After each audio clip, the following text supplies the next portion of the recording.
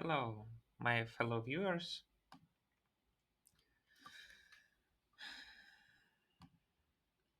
It's 20 seconds before the contest. 74 Tractor created this, coordinated this contest, and we are perfectly ready to solve it. It's finally Div 1.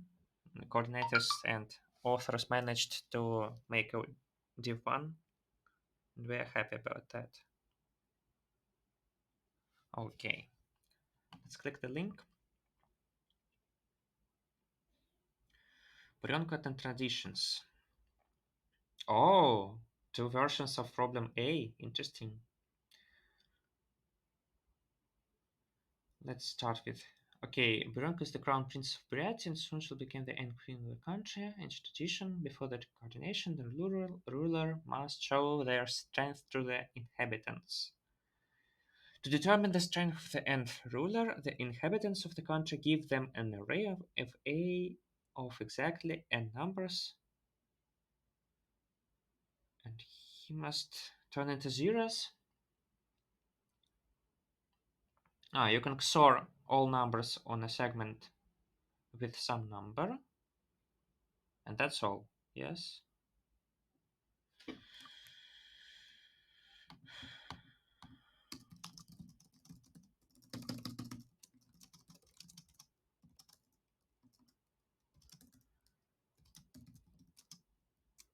And how would we solve it? For example, this case, you can just XOR everything with 5.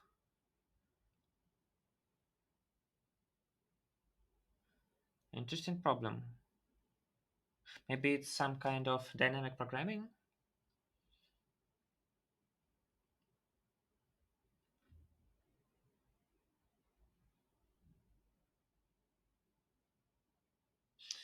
Yeah, hard problem. I guess it's hard, isn't it? Okay. I guess I found out what I can do. So there are certain borders. How to say? I mean, if two numbers are different,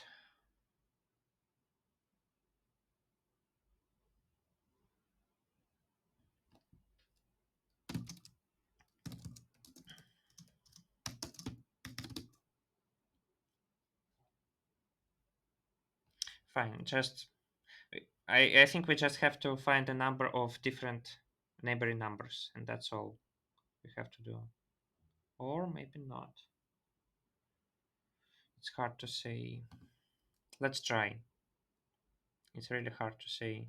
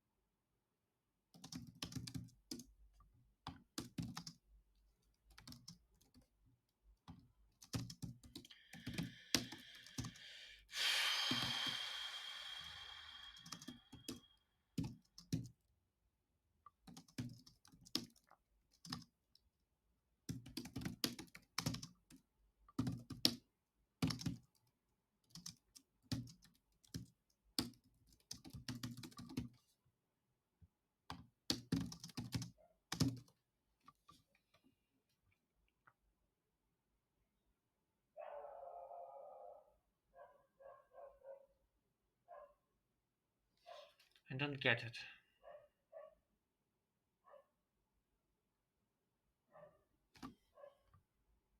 I don't get it.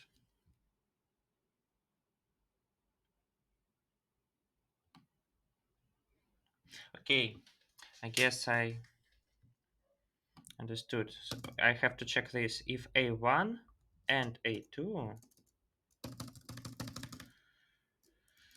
equals A1, doesn't equal A1, then we have plus plus ans, and now we just out ans.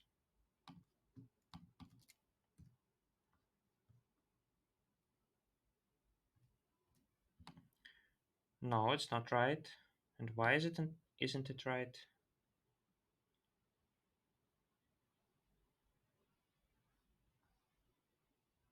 What's the number of seconds? Ah, it takes r minus l plus. Oh no! I spent a lot of time. Did I just mess up? Yes, I messed up, but that's fine. So we spent r minus l plus 1 halved sailed seconds to do this operation. So it's just.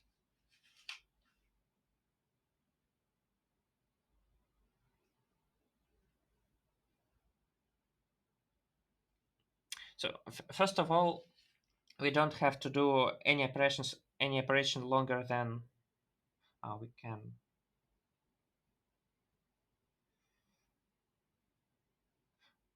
We only want to make an odd operation, I guess. Because if we do an even operation, we can do two odd operations. That will take the same number of seconds.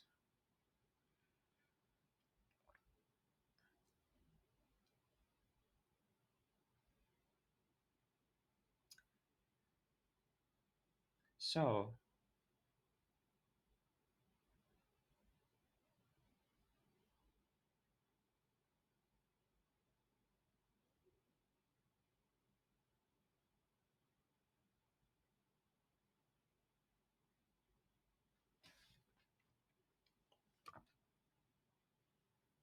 how many operations? What's the perfect strategy for this problem? Guess we. And what are the constraints in A2?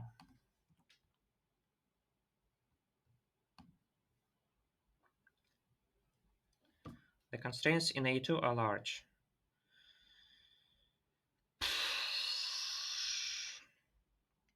So we only make odd operations, don't we?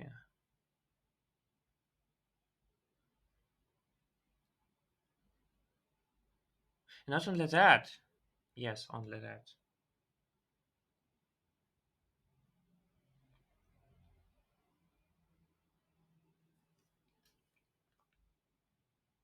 We perform some odd operations.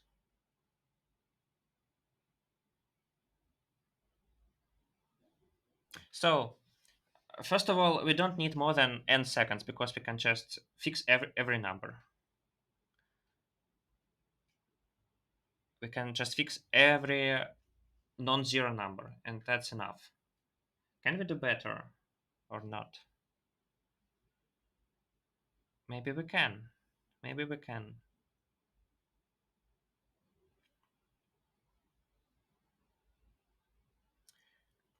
But why would we need it?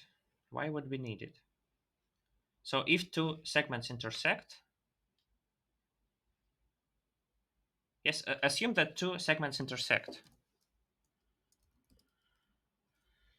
If two segments intersect, then how much did we spend? We spent A halved plus B halved,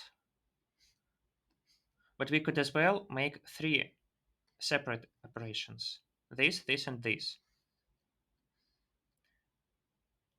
For example, let it be B and this C, then it is B plus C halved. And we can spend A halved, A minus B halved, plus B halved, plus C halved instead. And I assume I want to prove that it is at least it.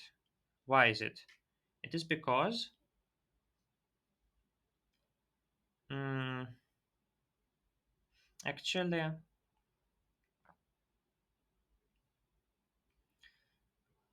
is it true?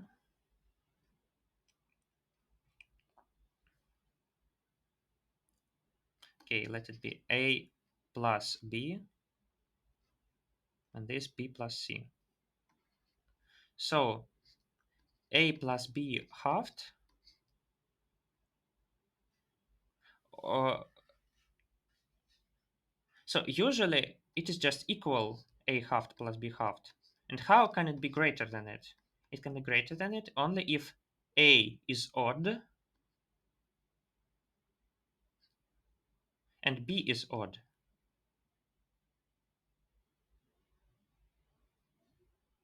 No, even.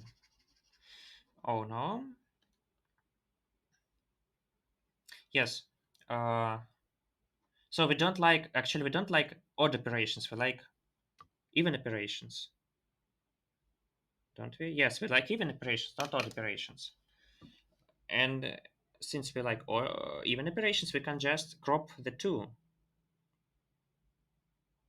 We can just crop the two. So the problem now is I go from the left to the right.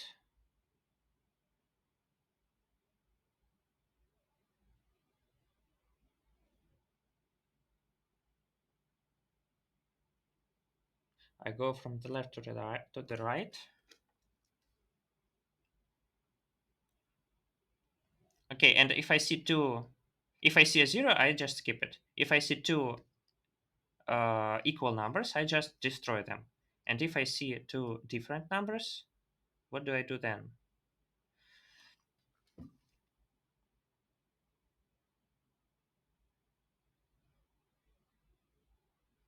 The only actually I can just change them both if I want. If I want, I can change them both.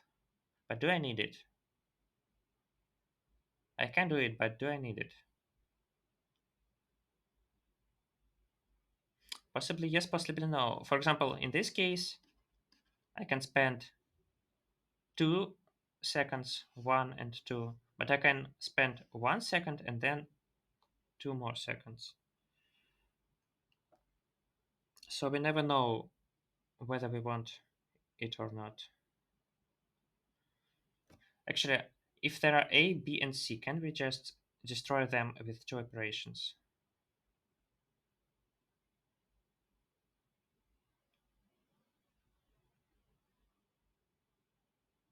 Not always. Can only destroy them with two operations if B is A XOR C or some two numbers of these are equal. Oh no. It's a hard problem.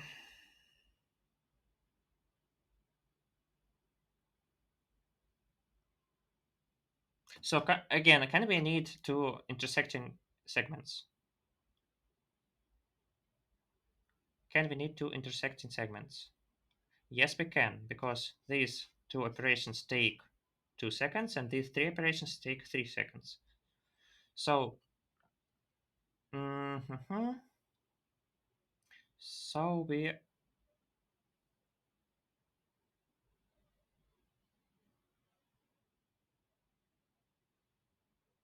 do it as follows. We take segment XORs, and if there are two equal segment XORs, then we can economy one operation. Yes. Yes. I guess that's what we need. I guess that's what we need.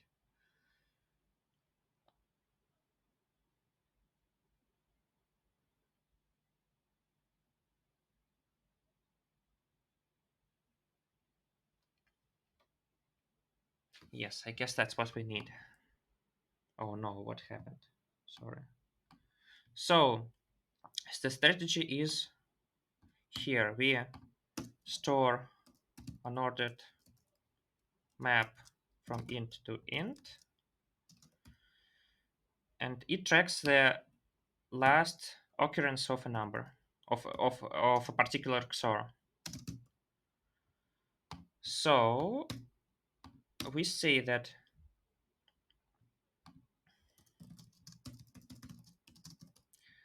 x XOR equals AI, and if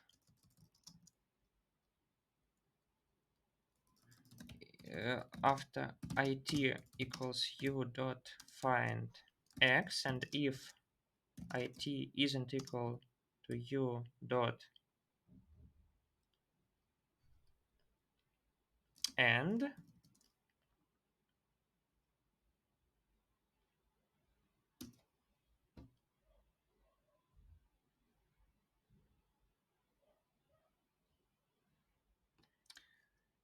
then plus plus u of plus plus it dot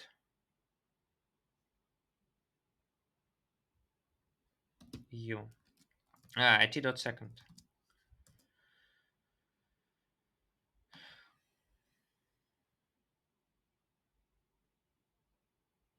It's a strange problem. It's a strange problem.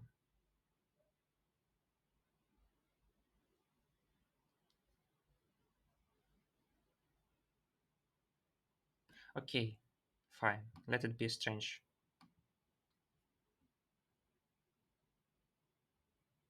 I simply don't understand.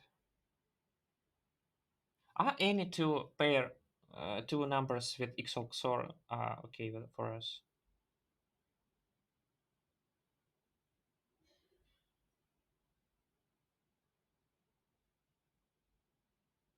I got it.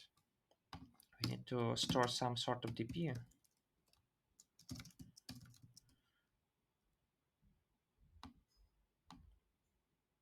So if it doesn't equal u dot end, then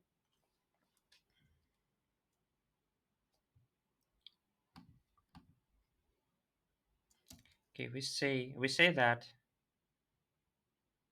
dp I plus 1 equals, okay, let it be 0, dpi plus let it be map, because they can make hacks, plus 1, and x XOR equals ai, find x, and if it isn't u dot end,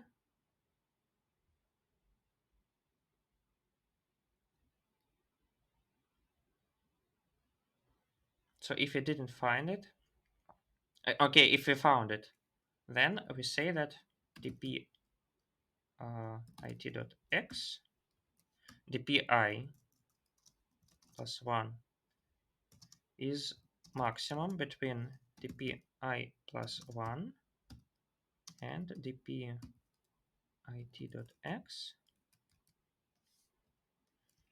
plus I minus it dot x no, what, minus 1. What is it?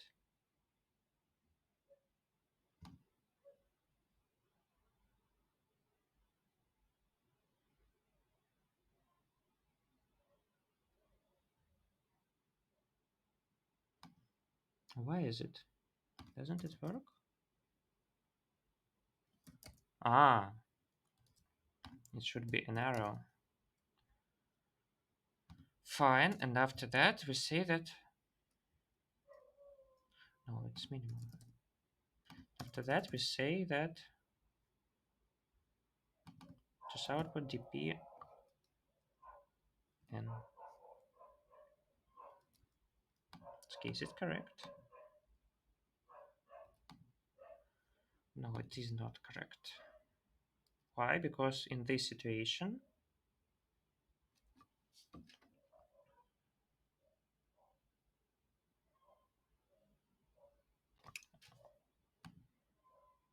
so we saw XOR equal to 0, and somehow we didn't find that the answer is reduced. Why didn't we understand it?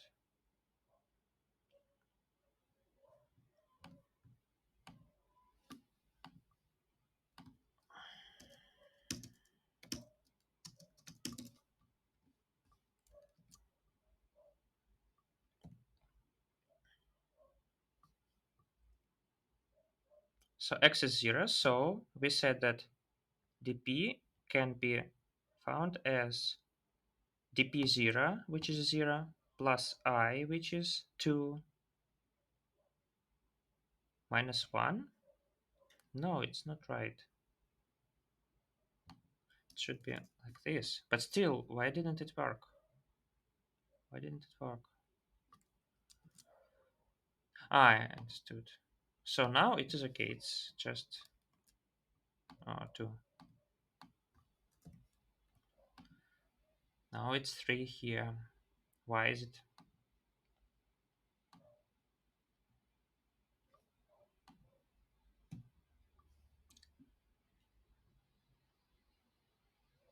Ah, I got it. So I also have to do this.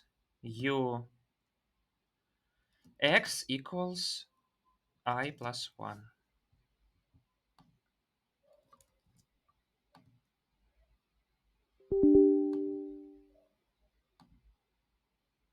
What's wrong again?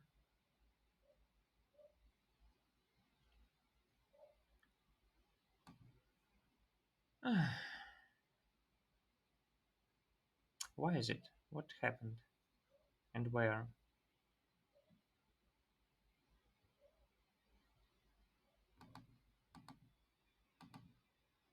So here I equals 2, and I try to take the third element. Ah, IT for some reason is 5. How is it even possible? Ah, it's because it's X. So I need here to make Y, of course. So now it's minus 1. Guys, it's becoming very nasty. I don't like it.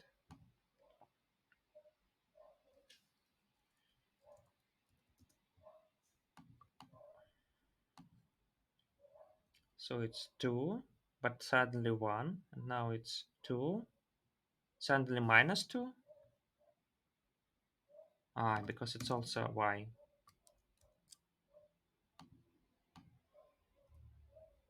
220 2474. I don't know.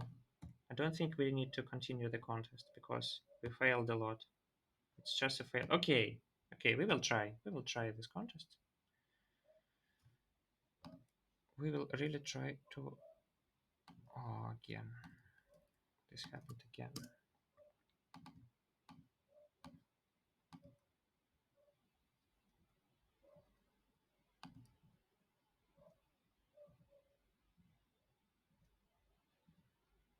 Okay, this is fine.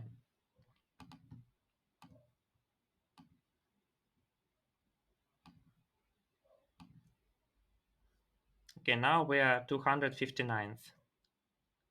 Excellent result. Now we solve the problem 2. Fibonacci strings.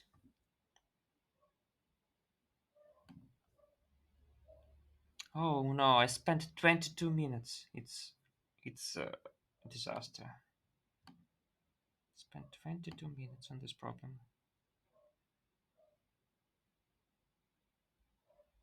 But at least I didn't make an unsuccessful submission.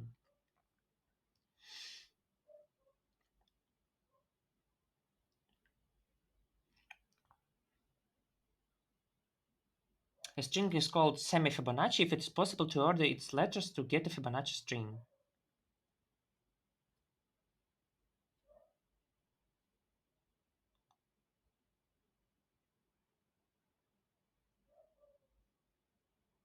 I don't get it.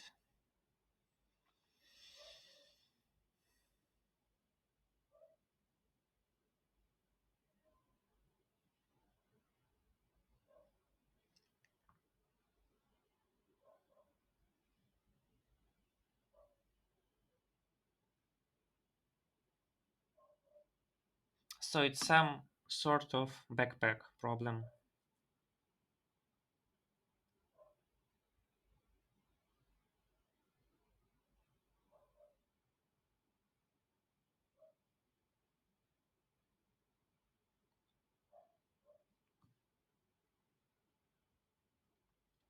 So,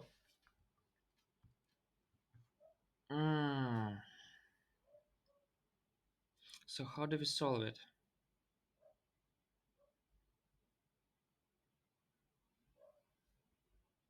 Okay, I think I got it. I think I got it. So we read. It's quite a nice problem. If only I solved it faster.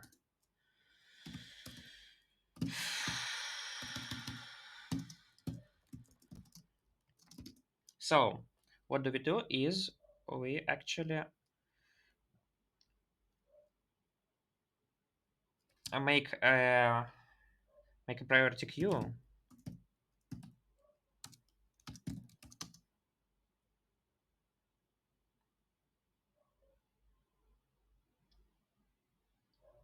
yes, we do make a priority queue,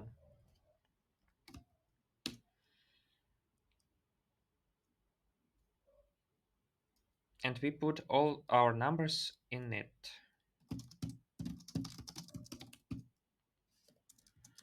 Now we do the following. We find the Fibonacci sequence,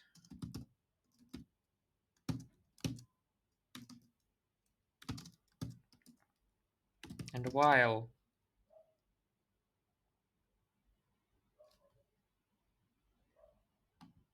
okay, first of all,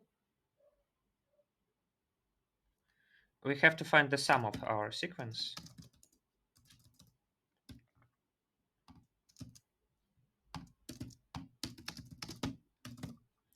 After that, we calculate the Fibonacci sequence until the number s.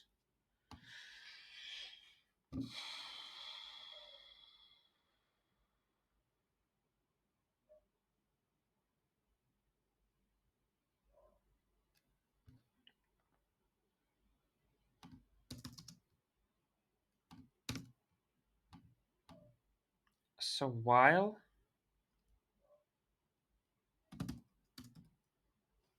fib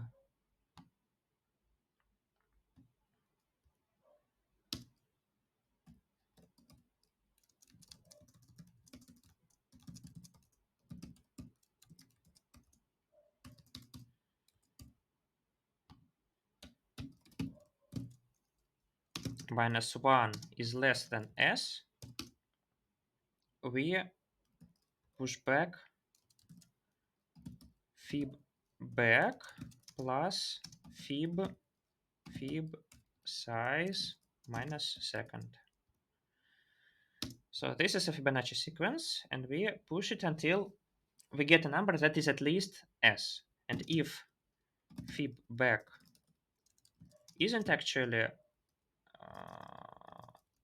s, then we simply say no. Oh, b. Okay, and we continue our journey. Now what we do is we actually start with the previous number before there.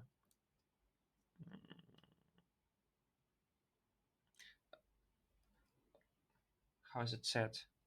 One but last? I don't remember. Okay, I mean, so the fib minus 2 minus second number. And what we do here is basically, okay, I guess we need to push back another one. And what we do here is we take a number from Q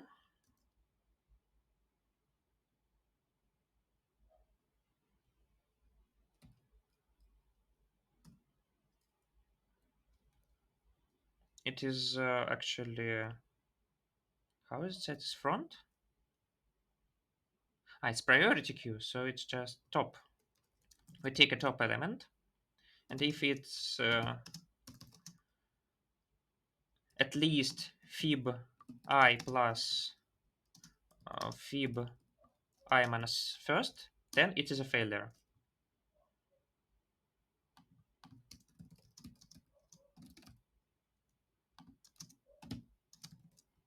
So yes, and if we have a failure, we say no.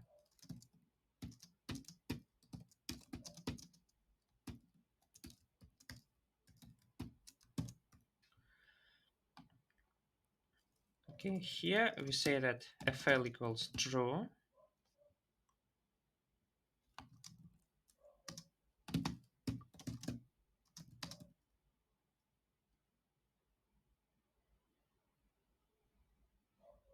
No, I'm not right. I'm not right.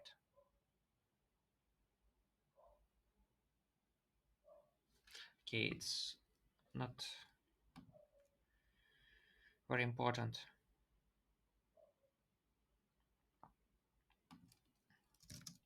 Okay, let's write that like this.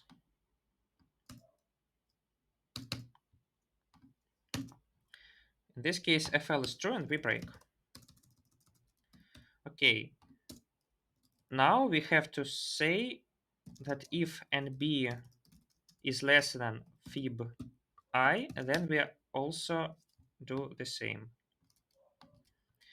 And otherwise, we say that nb minus equal fib I, and we push nb back in the queue.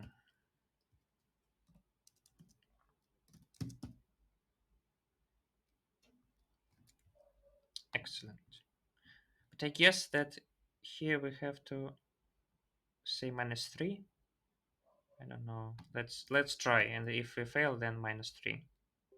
Okay, mathematics is just like you try, and if you not succeed, you change the program. No, it's not about that. Why did I fail?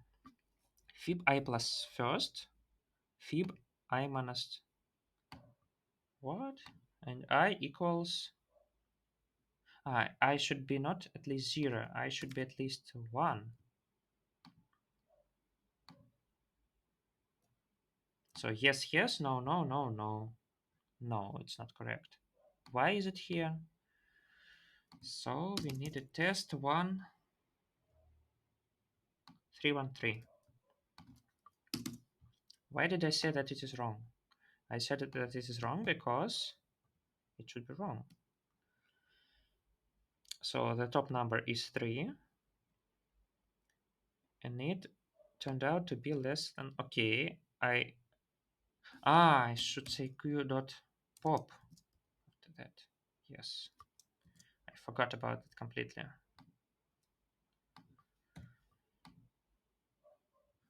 Okay, it's still no. Why it's still no?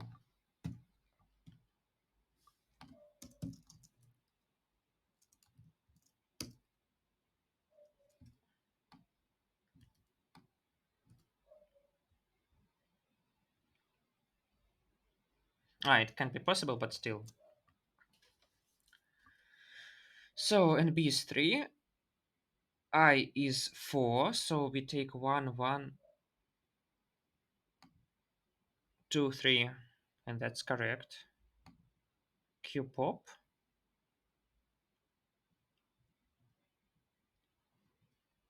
And now q is consists of 3 1 and 0.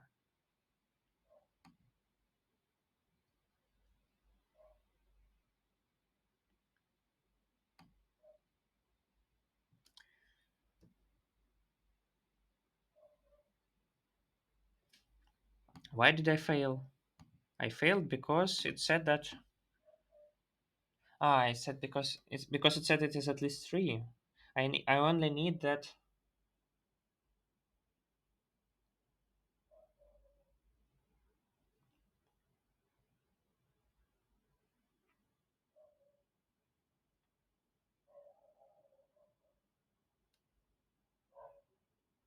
Okay, it can be 3, but it cannot be at least one more. So it cannot be at least one more, I guess.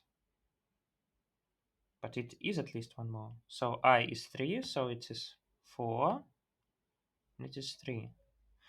What is happening? Again, I want to understand when we fail. We fail when, what is it?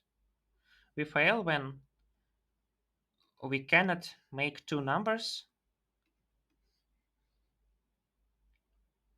So actually it's not true. True is the following. We have this number and we have the sum of other numbers. It's, I guess,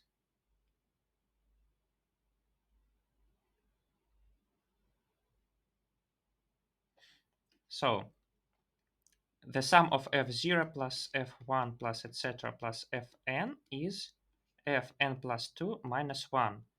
So we have this number of symbols and we want to have fn, and what if it also can hold fn minus first? Then it is fn plus first. And what's wrong with it? Wrong with it is that the sum of the other numbers is fn minus 1. There's nothing wrong with it. It can be fn minus 1. It can be fn minus 1. What's wrong with it?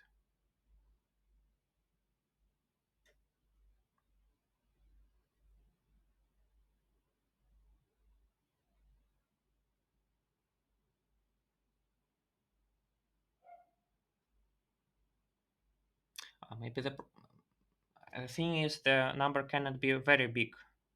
So I cannot afford it to be fn plus fn minus 2 plus fn minus 4 plus fn minus 6 plus etc and plus 1.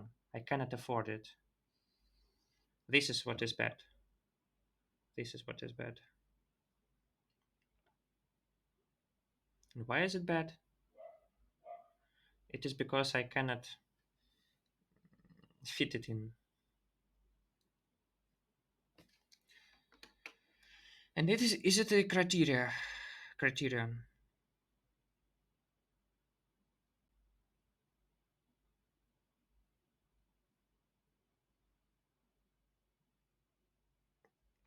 Oh, this problem is so hard.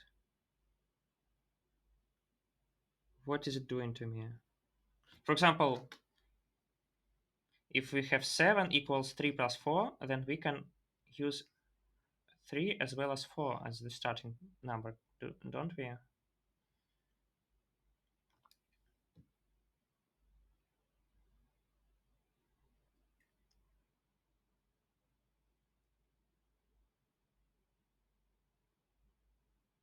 Can the number be at least fn plus 1?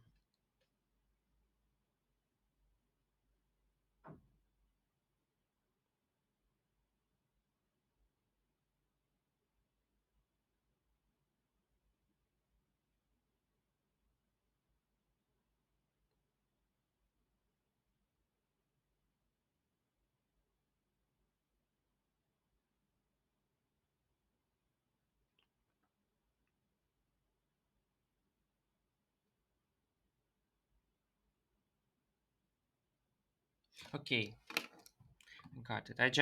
What I need is I have to make a queue.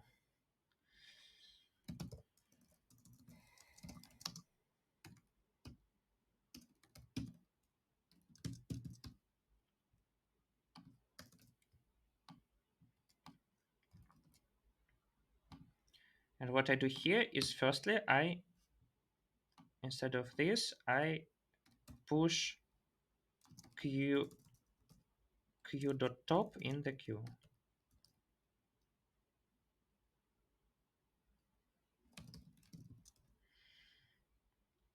That I q.pop. Now I take this largest number and I don't check if it is greatest or not.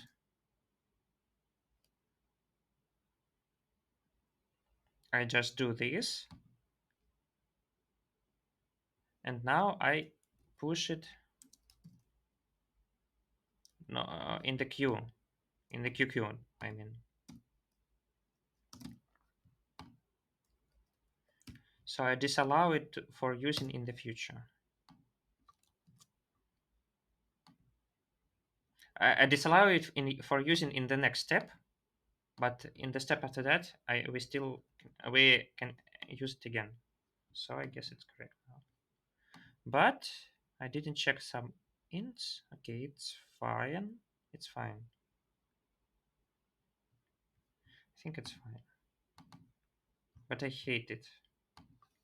Again, it took way too much time.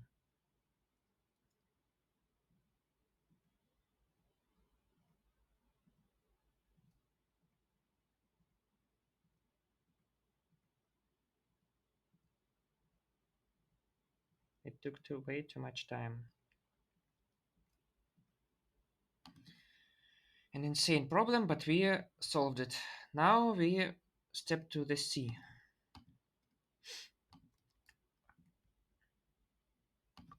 Problem C says that we have an array, again arrays. We like arrays so much. For some reason, the postcard turned out to be a cyclic array. Problem for Burionka is a pair of numbers sk. Note that k cannot be equal to n.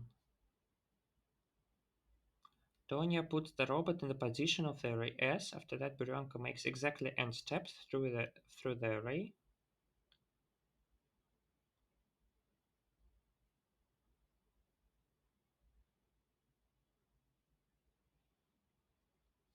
If at the beginning of a step Burionka stands in the position I, then the following happens. The number I is added to the usefulness of the program, and Burionka moves k positions to the right.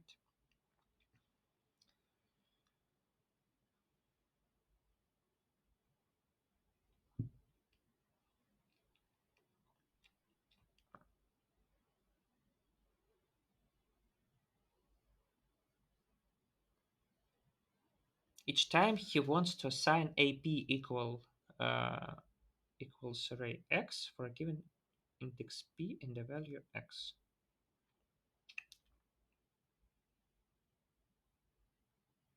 So what do we have here? Actually, first of all, we need to stop jumping k steps, and we want to divide this array into cycles, so that in each cycle this is just moving one step forward. For example, in case of n equals 7 and we are jumping 2, 1, 2, 3, 4, 5, 6, 7, it's like this, and it's just the initial array, but in the other order. For example, if it is 1, 2, 3, 4, 5, 6, 7, now it becomes 1, 3, 5, 7, 2, 4, 6. And if this is an even number, then we will get two arrays of size n half. That's the first point. And what is about she makes exactly n steps. If she makes exactly n steps, then just the answer is, for example, if the size of the array is uh, t, then the answer is n over t times the maximum sum.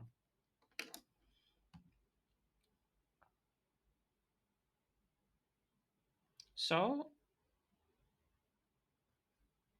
now the problem is quite easy. Now the problem is quite easy.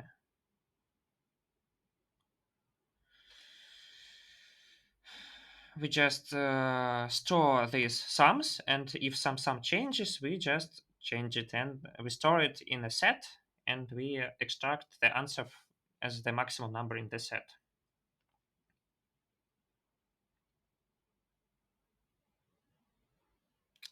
I don't think there is something else.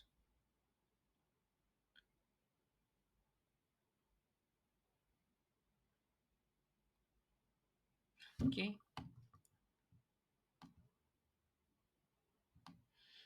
So we read and q.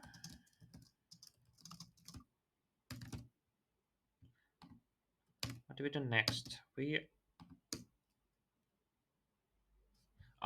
K. K depends. Sorry, K depends. Oh, I got it. It is harder than I thought. It is harder than I thought because now it's the sum of divisors. Now it's the sum of divisors. The sum of Q over all test cases does not exceed. I guess it's fine. I guess it's fine. We just store it for every divisor of n.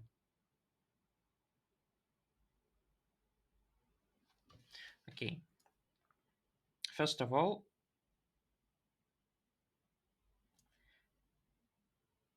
we read the array.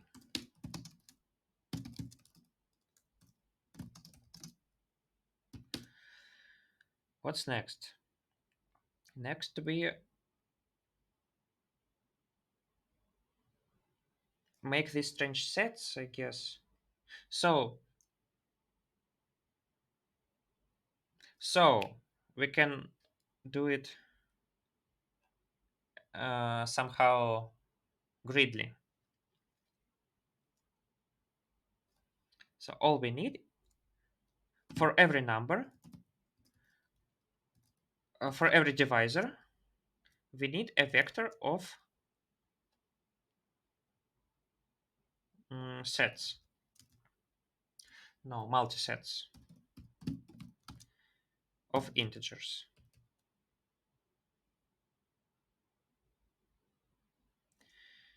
Uh-huh. Yes.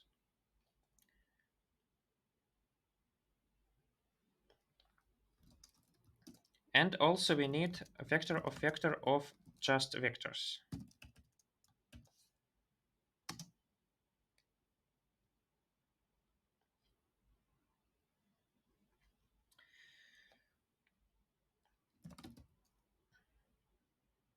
So now we iterate over the queries.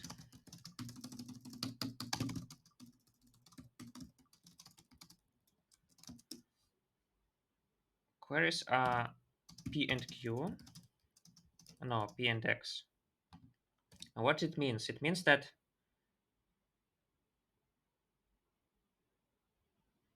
we assign. Oh no! Where are the number? Where is number K? I don't understand something. You need to find the maximum possible usefulness of the program after each of these changes. Oh, so the maximum possible usefulness of a program after these changes. So actually, we only need prime numbers. First of all, we only need prime numbers.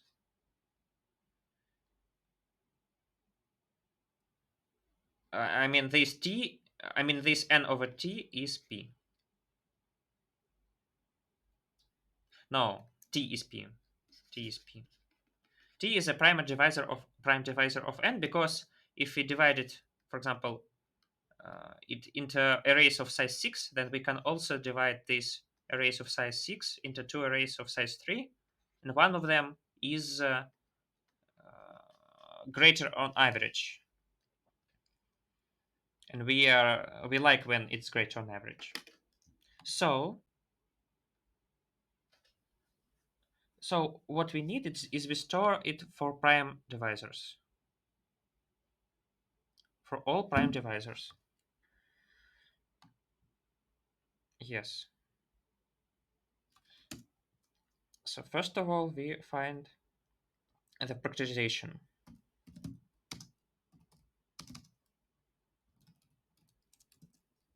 of n.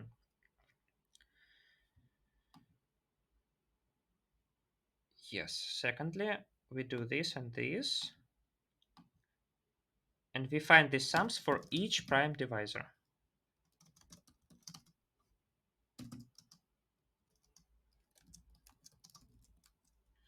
What do we do here?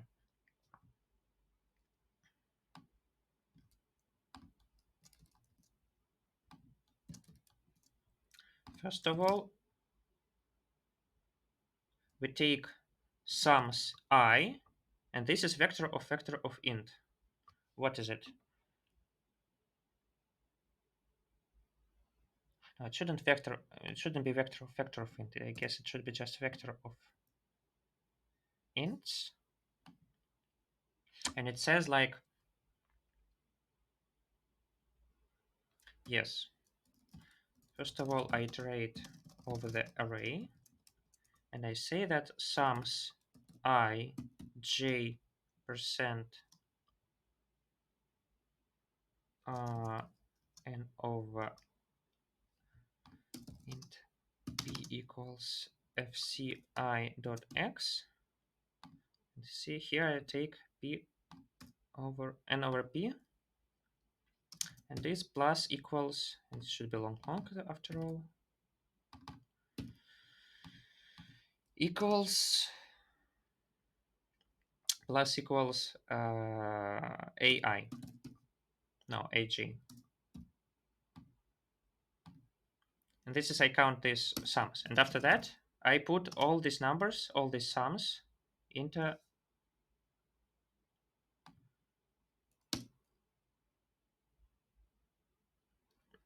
the multi-set of numbers.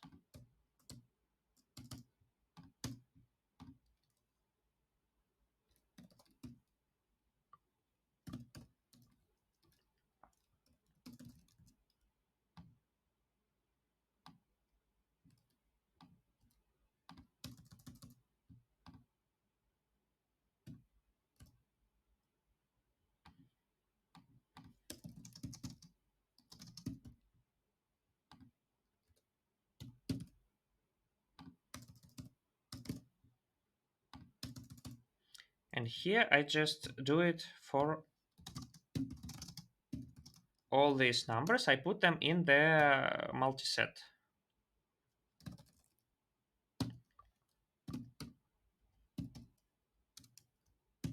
I insert here. Guess I can do it just for LLJ from sums I put here j. That's all. What did I do next? Now I perform the separations. I again iterate over this array. I again do this. Also, I have in mind my array A, and I say that addend is x minus ai, and then minus a. Sorry. First of all, I need this big great P, because capital P, because I will have this small p. Addend is x minus a p, but I also need to do this. Then I do this, and I should change the number. How do I do it? First of all, I take sums I p percent pp. And I remove this number from the sums. So from numbers. Numbers I dot find this, and I remove this number from there.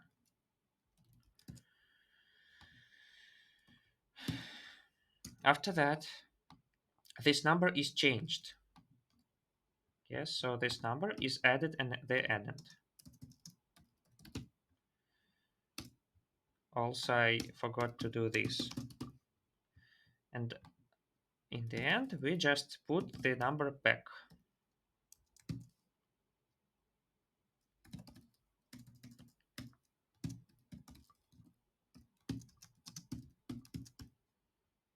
Great. And after that, we need to find the maximum.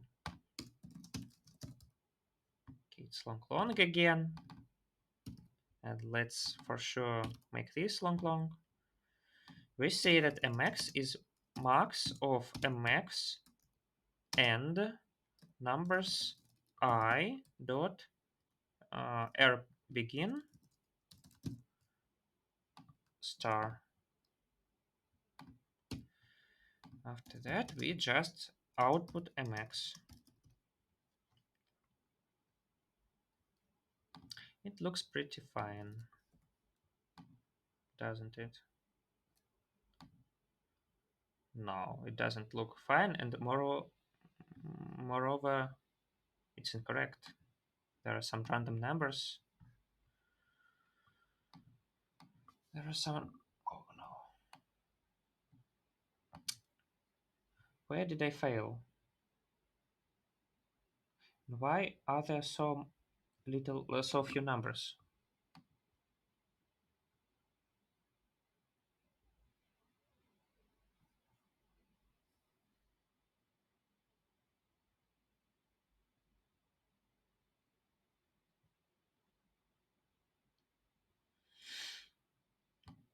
Maybe I don't understand something. Ah, yes, I don't understand something.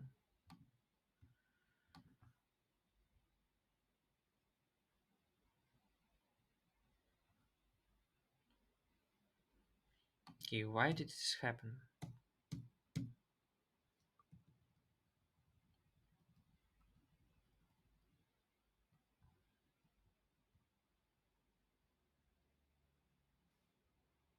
Maybe I changed I. Maybe I changed I.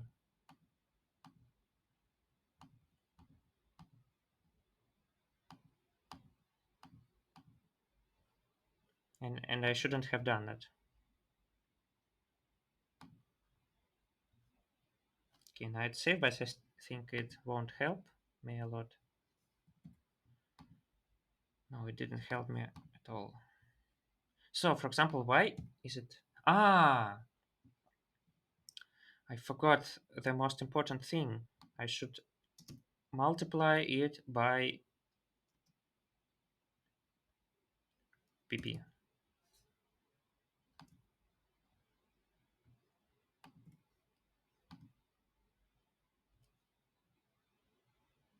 Now it's totally random. Now it's totally random. Why is it? Okay. Ah, q plus one number. So I have to do it in the beginning. So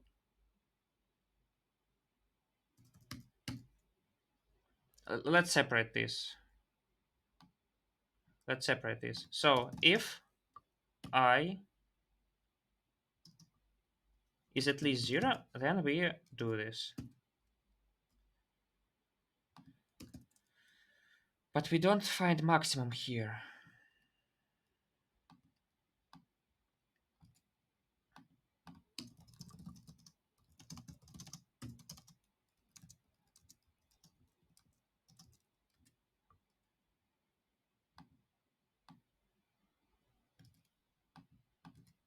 Yes, yes. So now it is more correct than it was. But still there's some issue. Ah, here.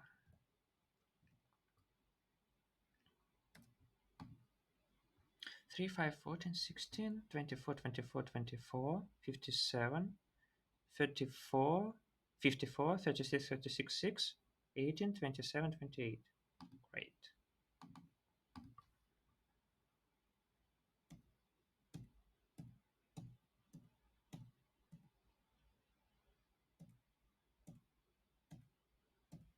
Okay, wrong answer too. Wrong answer test 2. No.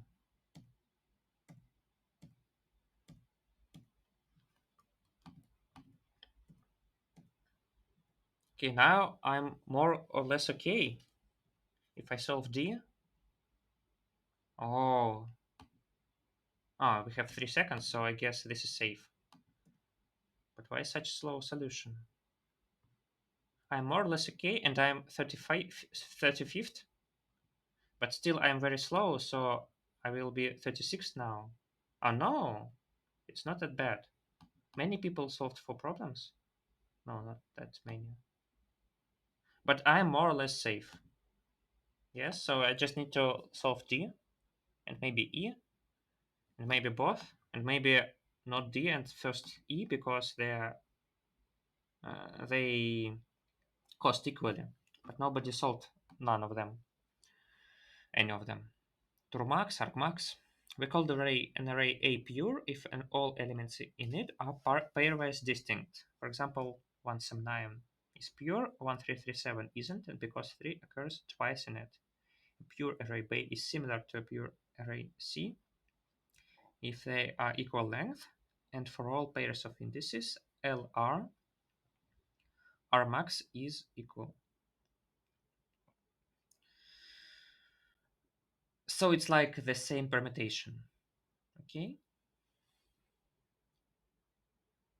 Yes. No, it's not like the same permutation. It's only about maxima. But same maxima don't imply doesn't imply that the array are same permutation. Okay, we understood this part of statement. Tonya found out that Burionka really likes a permutation P. Tonya decided to please her and give her an array A similar to P.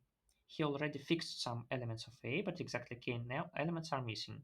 In these positions, temporarily AI equals 0. It is guaranteed that k at least 2. Also, he has a set S of k minus 1 numbers. Tonya realized that he was missing one number to fill the empty places of A, so he decided to buy it. He has oh my man. He has few options to buy. Tonya thinks that the number D suits him if it is possible to replace all zeros in A with the numbers from S and the number D, so that A becomes a pure array similar to P. For each option of D, output whether this number is suitable for him or not. This is an interesting problem. This is really an interesting problem. So when let's explore our permutation. And what's the most important in this permutation is its maximum number, because if it contains n, then actually any segment containing n has the maximum n, including the whole array. So if we want our answer to be suitable, we have to put the maximum number on this place, in this place. So if it's not, then it is already a failure. So assume that we put the maximum number here. Then actually we have two parts. And we want to know whether we can fit here. So actually, what it is, this array is just it's like a tree. So we have n. It's like a tree of priority queue, something like this. So we have n, and n has two edges to the maximum of this subarray and to maximum of this subarray. And these maxima are also subdivided into two arrays, and etc. And sometimes the branch is dead. For example, if this is the leftmost element, then there is no left child, but there might be a right child. Of course, if, for example, our subsegment is just one element, then this vertex does not have any children.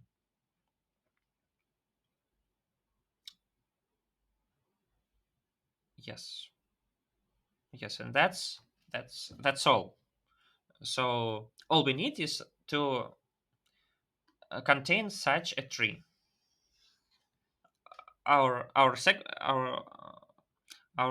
array should be like this tree. That's all.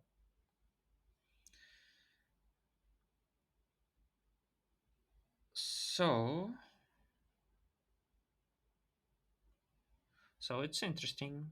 It's interesting. Actually, we just can put any number here. We can put only a maximum number for this sub tree. But after that, we can put any numbers here, assuming that we can divide all the set of all numbers into two parts arbitrarily.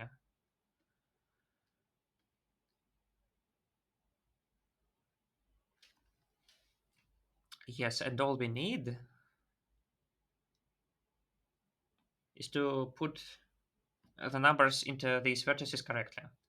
So, what's the point? The point is that we have sum of numbers already fixed. And k might be.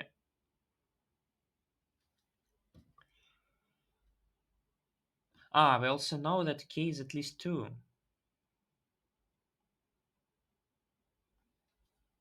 We know that k is at least 2.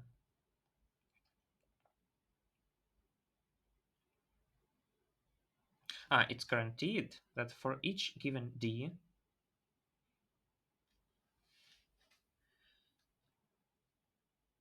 what is d? It is possible to fill in the gaps in A with some numbers from S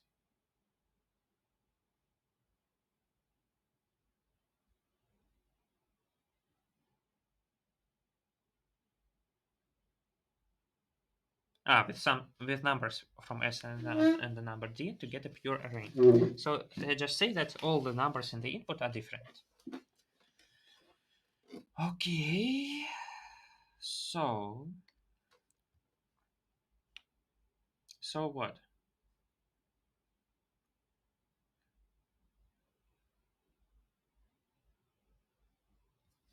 It's an interesting problem. Okay.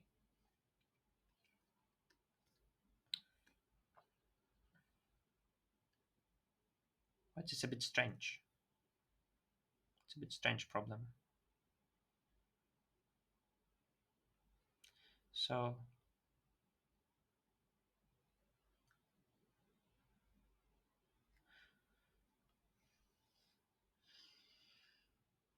So we have k minus 2 elements, and we check.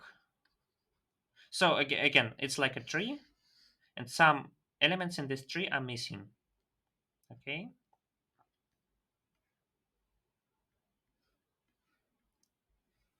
It's like all elements are missing. Okay, some elements are missing, and we can put numbers from the set S. And what do we know about any element? The only thing that we know is that element is greater than its subset, than its subtree, and it is less than their parent. That's all that we need to know.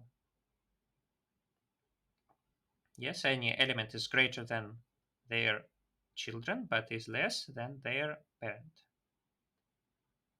Nothing else is necessary. So with this in mind, and we are interested whether we can fill the gaps. So actually, when are we able to fill the gaps? When are we able to fill the gaps? Assume that there is at least one possibility of filling the gaps. Yeah. With a set S, and this element, for example, is not from S. We start to raise it. Yes. When does this become problem? It becomes problem when its parent gets less than this number. But it's no problem because we can just swap them, and this won't be any problem because this element, yes, for example, this is x and this is y, and we put y here because y became greater than x. Obviously, since x is greater than z, then y is now greater than z, so y does has the right to be here. And we can push it up until it gets their parent here. So, for example, I mean, if the parent has a fixed number in it, not zero, like in the statement, then we cannot put y above this number because it's fixed, and we have to come up with something else.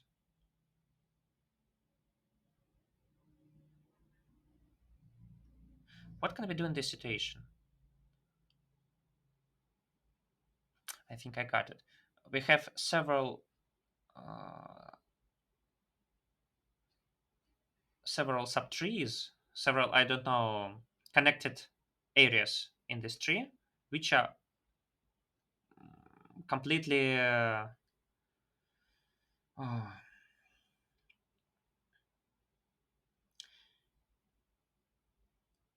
I mean, which are completely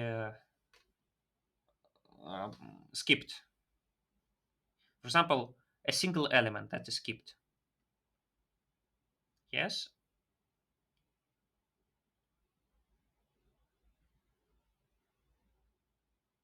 yes.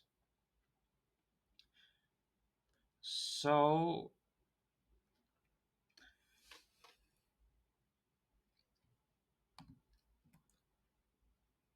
so is there some plan that we can carry out? Maybe yes, we can solve D. We can solve D.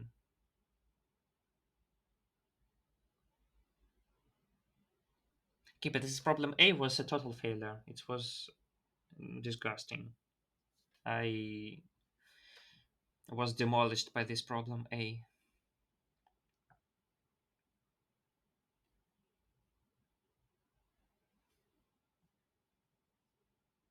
So,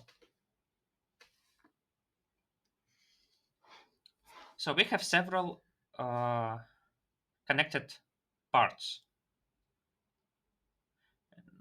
For example, let's assume that it looks like this.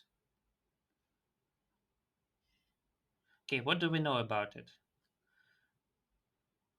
We know that these numbers should be at most the parent of this number. They should be less than the parent of this number. That's all about being less than something. And what about being greater than something? Well, this number has to be at least these two numbers, and this number should be at least these three numbers, and this number should be at least these two numbers, and this number should be at least these five numbers.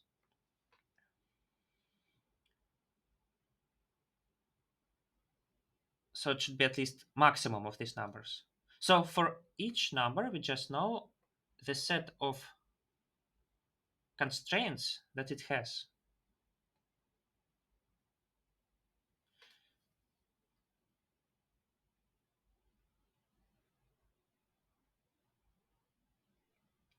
Okay, first of all, let's do this. Let's consider the most strict constraint. Let's consider the most strict constraint. Uh, so, for example, the number has to be less than 10, and the other set that is has to be less than 12, less than 30. And this is the most strict. So we take it, we look in our array, which numbers are there. And we know that there should be at least, for example, there is a subtree of size 4, and we know that there should be at least 4 numbers. Because if there aren't any, then we are doomed.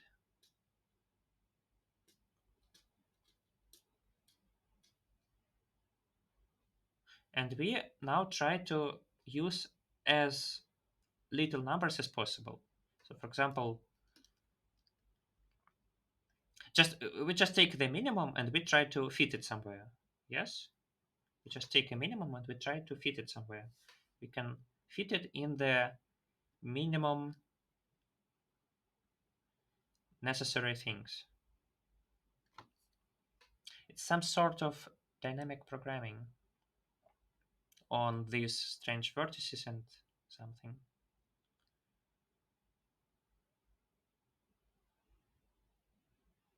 So If we have some numbers, the algorithm is as follows. We take the minimum and we put it in.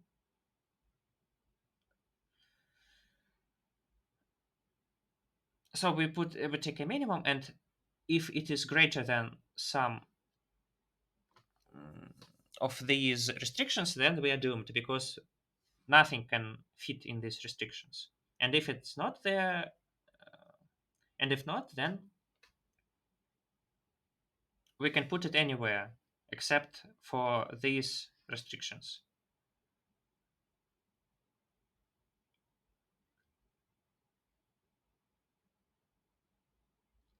Yes, and we put it in some sort of vertex.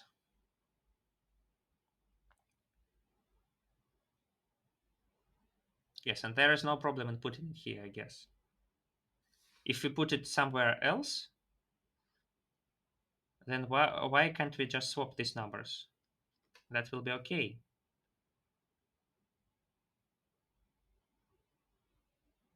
This can be bad because maybe maybe we can put this number here, but we can put it here because its parent is less than it. But why is it less than it? Why can't we just swap them in this case? Well, we can swap them because this number gets too little. But if number gets too little, then why?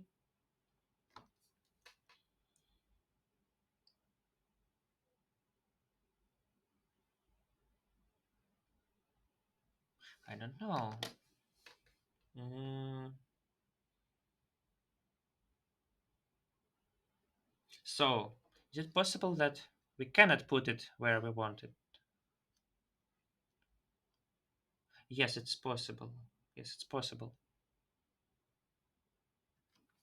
Ah,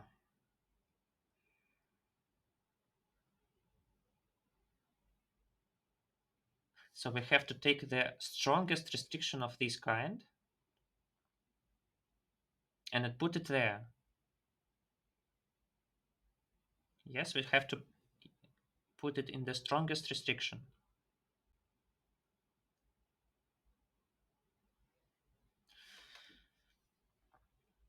So we have some area, we have some pieces of these unfilled numbers, and we take the most restricted and put the minimum there. Does it have any drawbacks?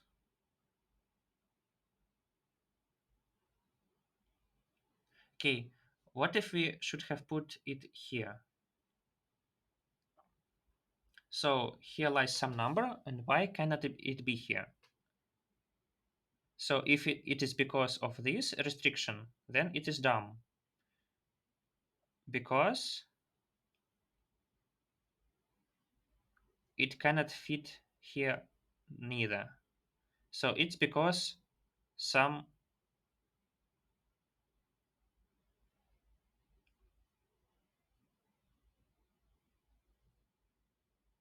restrictions inside this area. For example, I don't know. Okay, I don't think that this number can help anyway.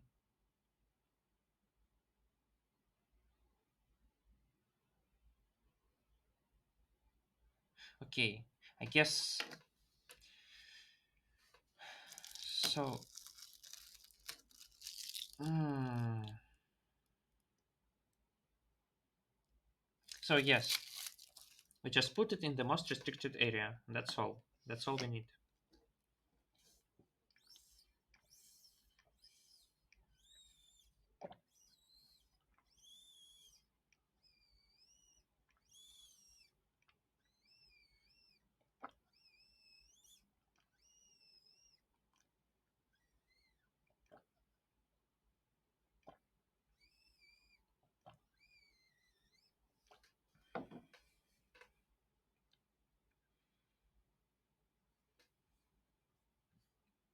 40 minutes.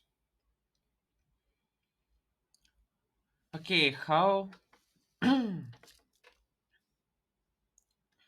Does it have to do with the problem? Okay, understood. The greedy algorithm, I just have several segments of restrictions. Yes, I simply have several segments of restrictions, and I only have to satisfy them all. Yes, yes.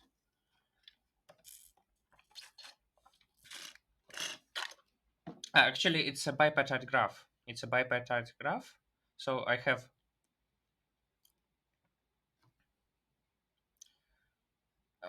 some segments, and I have some points, and I want to combine them so that each point lies in its own segment. Yes, but now I have these some sort of queries.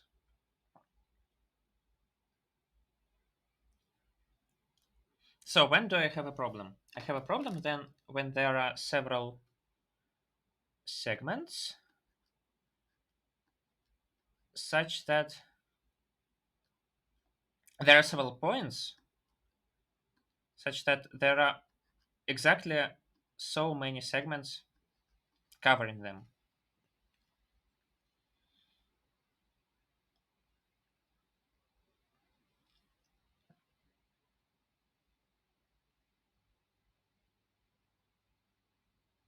or less. Yeah. So there are the same number or less segments, then there are points. So if we add one more point, then we have an issue.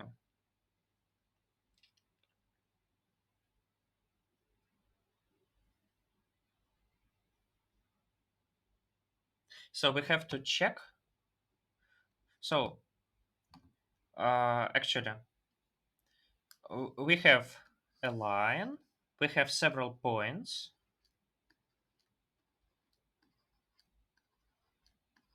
Yes, we have several points. And for each 2 points in between, we want to check whether if we add a point there, then we have a problem with segments.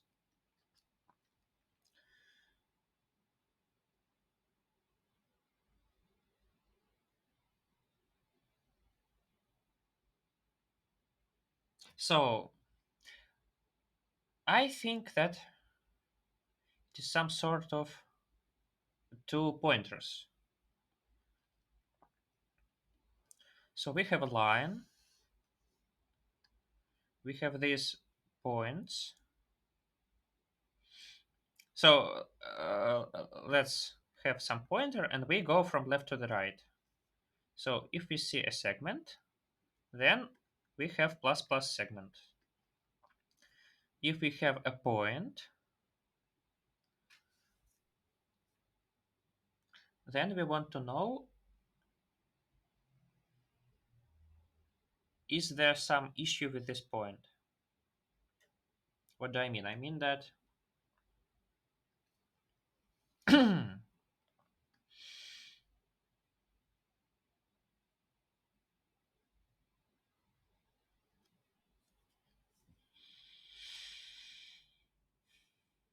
are there too many points? I mean,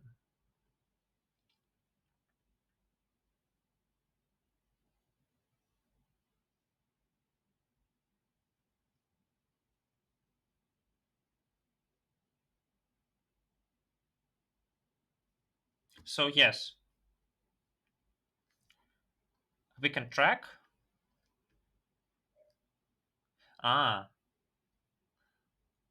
so it's like the sequence of plus ones and minus ones, some sort of sequence.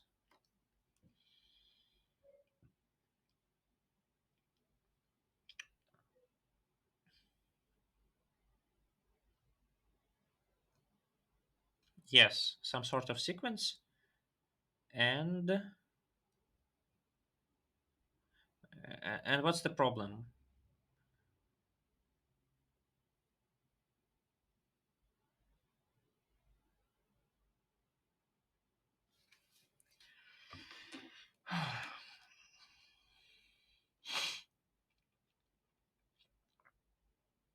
So I guess we don't like it when there is a segment.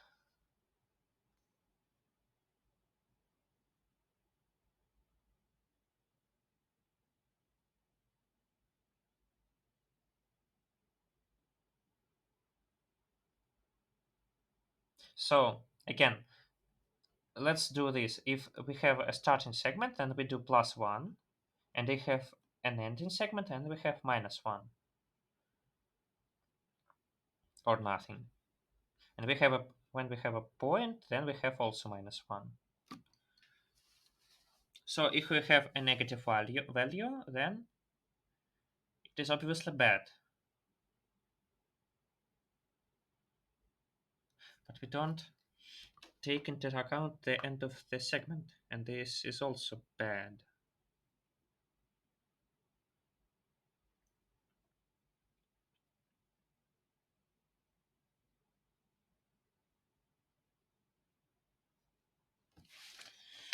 I really don't get it.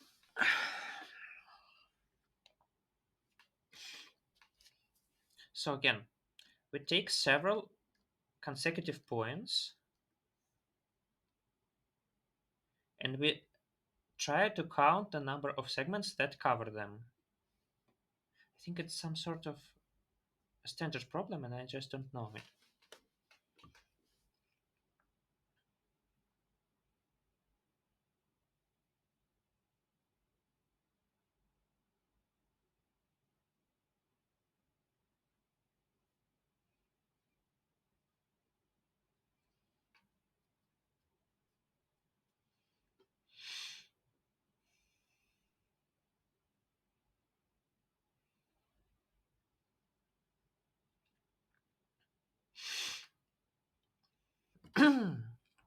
So what we can try and do is let's go from left to right, and if we see a point, then we know that we have several segments in here, and we put it in the leftmost ending segment. Okay, that sounds pretty sensible. And when do we understand that we have a problem? So, for example, if we take a point and we take this segment and we realize that we have none segments left. If we already don't have any segments, then we obviously lost, and the answer is no always. But assume that we exactly lost all our segments. Okay, then if number is here, then we are doomed. So if the balance is 0, then we are doomed. But if the balance is here, then we are also doomed.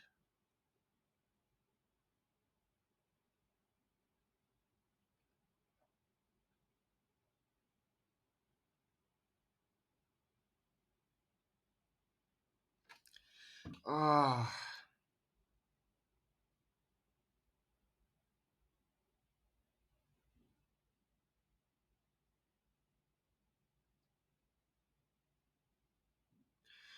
what the hell is going on?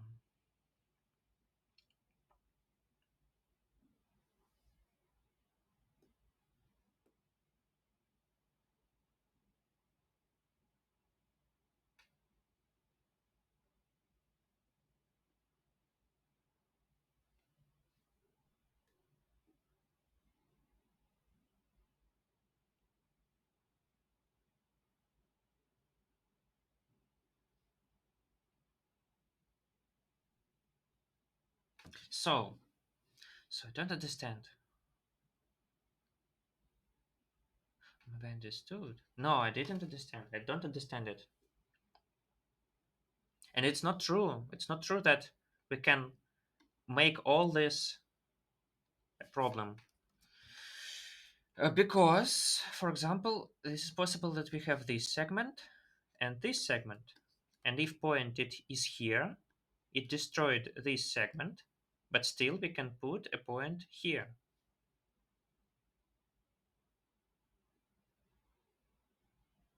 But we cannot put it here, for example. So we check our balance, and if it is 0, then okay, we cannot put a point here. For example, here the balance is 1 because we have an opening bracket.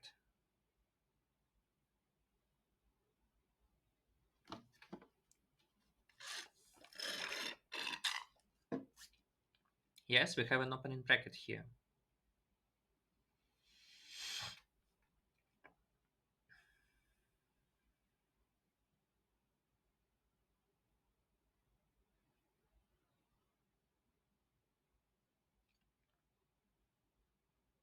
So if we see a point,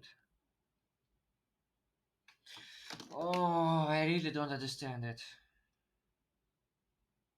It's some sort of madness. Okay, in terms of graphs, we have two parts, segments and points. And we have some sort of graph here. And we want to check whether there is a perfect matching. And if there is a perfect matching, if for every point we can find a segment. And it's true if for every set of points there are at least so many segments with them. And we can only check that for consecutive points, because if we have two different sets, then it's obvious that we can take they are disconnected, or we can add all these points. It's not true. It's not true. It's not true that we only care about connected. For example, in this situation,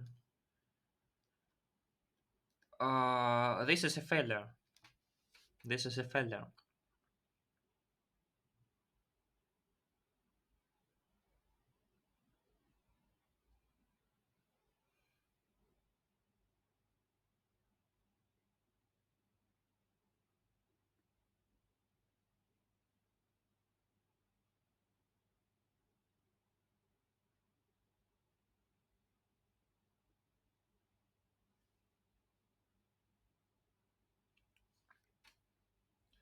Okay. Moreover, what about this sample? Yes, we have 2 points here. For example, 2 points here. They definitely destroyed these two segments, so we only can put third point here. But what if we have 2 points here? In this case, any two of these three segments can be that one. So the third point can be anywhere.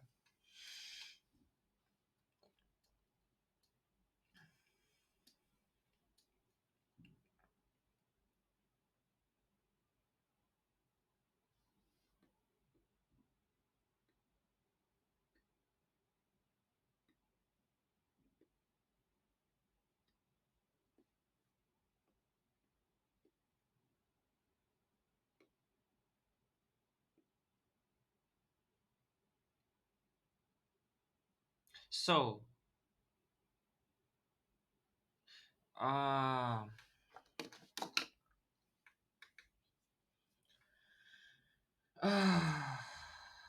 how can I solve this problem?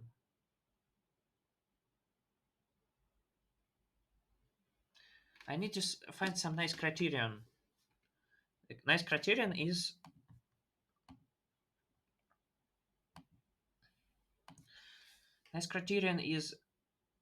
I come from left to the right, and if I find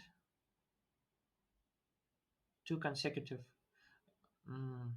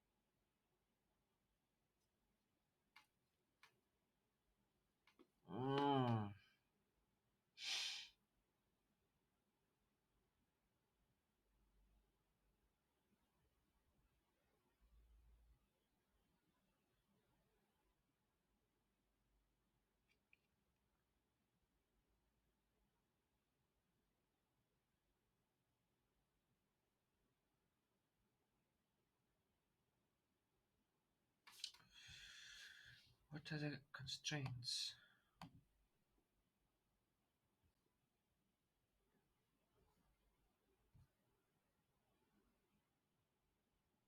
So I have several segments.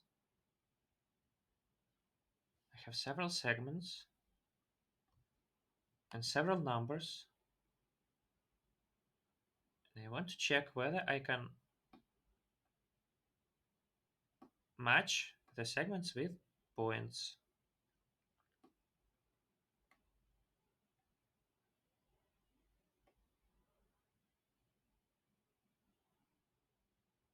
Actually, there are several, I mean, segments of depression where I can't put these numbers. And these segments of depression come from under parenthesized areas. For example, this area is under parenthesized even if I remove this point. This is under parenthesized and this is under parenthesized because there is already one point in this area.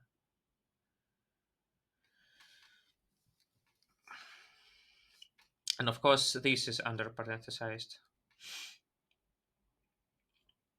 But these segments are not like parentheses because, or are they? No, they aren't like parentheses. They can intersect. And this is a problem. This is a real problem.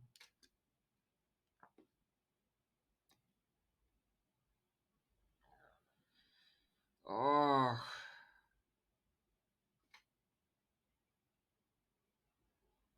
For example, if I have a segment, then it says in terms of segment tree that I can put point here.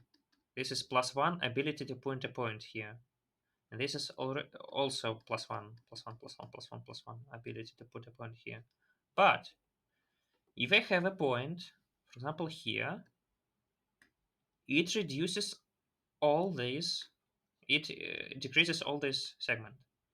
And if I put it in the intersection, it only decreases this one, doesn't increase it decrease both of them.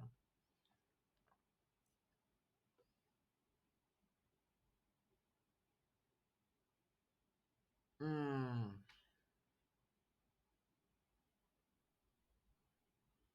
Maybe I have a primal dual problem.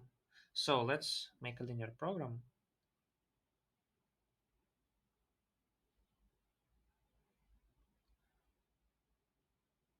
So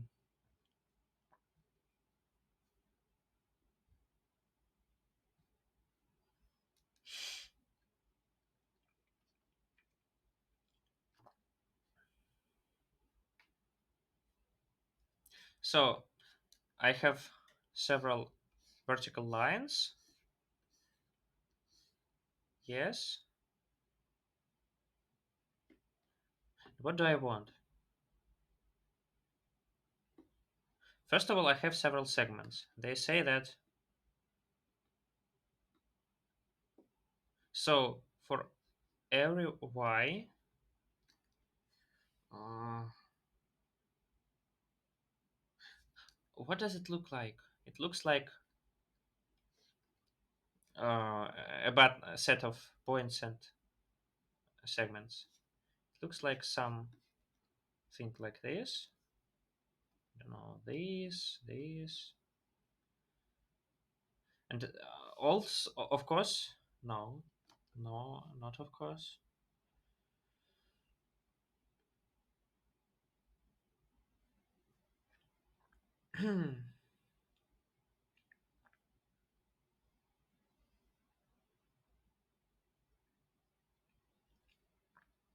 First of all, every segment contains at least 2 points because if it contains only 1 point, I can just remove this segment and this point.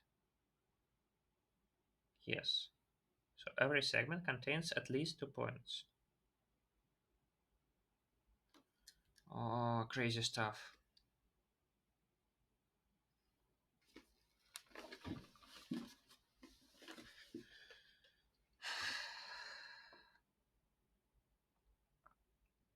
In any subset of segments,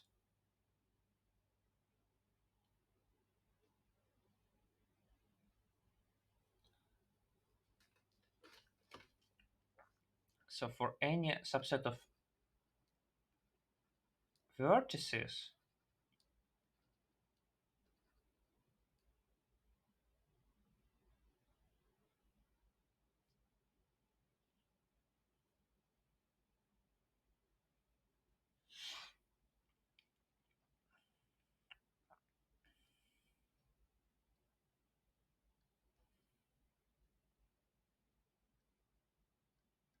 okay, let's look maybe in the plane. So what is, for example, every segment is just a point of beginning and ending. And what is a purple point? Purple point says that the beginning of segment should be at most this. So let it be the beginning of segment, and this be the ending of the segment. So all segments lie here.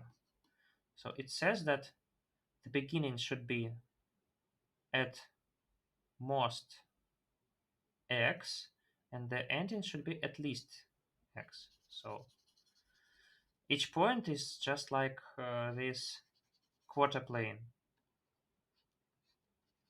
and I have several points, I mean segments. Yes, and I want to know whether I can match them so that each point gets their own purple. Each purple quarter plane gets its own point. Yes.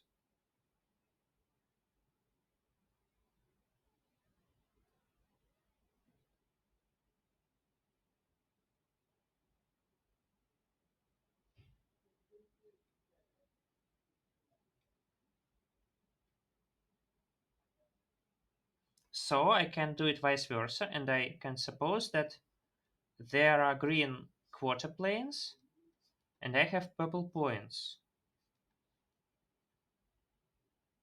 It's like a big in beginning. This is that this line, isn't it?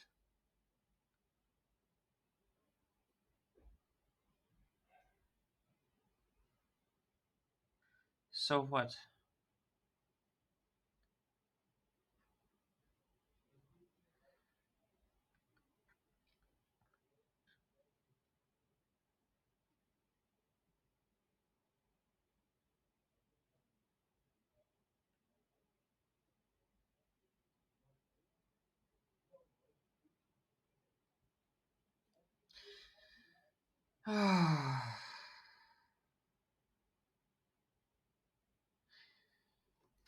Guys, I hate it. Why do these geniuses solve this problem? Who are they? Why can they do it and I can't? It's one more disaster. Who is? Okay, he is genius. I'm still fourth, but this problem is insane. I like it so much. It's a quite nice problem, but I can't solve it. Oh, guys, this is humiliation.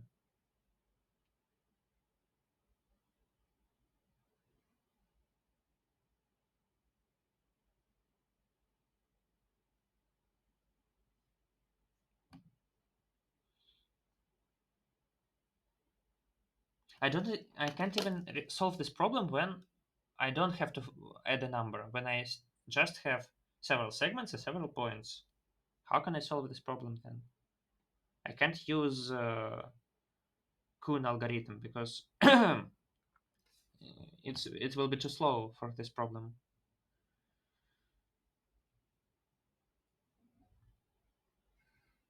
Kuhn algorithm is not that fast that it can do it for n at most 3 times 10 to the fifth power.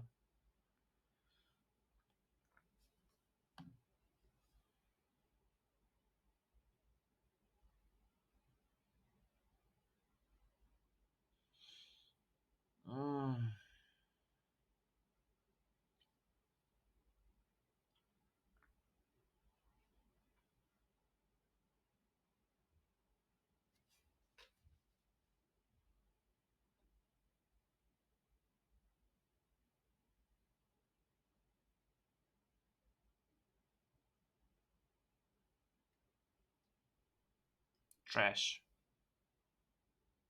Ah, the dual problem is like this. I have some set of segments, yes, and I take points that do not lie in the other segments. So I take all the other segments and I say, do not please lie here. Okay, I take only points that do not that are not there, and I say that there should be at most three of them. Okay, okay. In this case, I don't have to consider all such sets of segments, and this is unnecessary. Why? Because if I have some set of segments, for example, like this,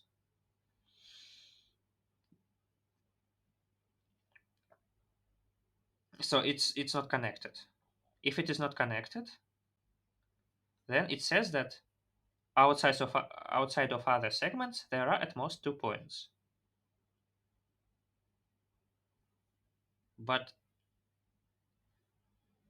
I can remove this segment, and there is at most 1 point that also doesn't lie here. And there is, so I mean, for example, this is segment A, this is B, and others are C. So there are at most 1 point in not B and not C. And there is at most one point in not A and not C.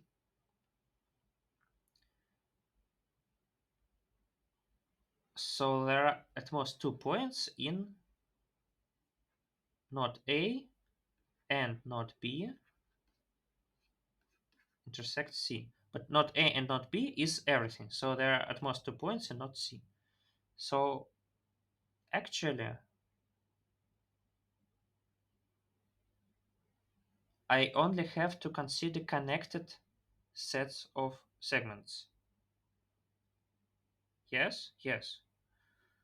Moreover, for example, let's look at this, for example. Yes. So I only need to consider some connected sets of segments.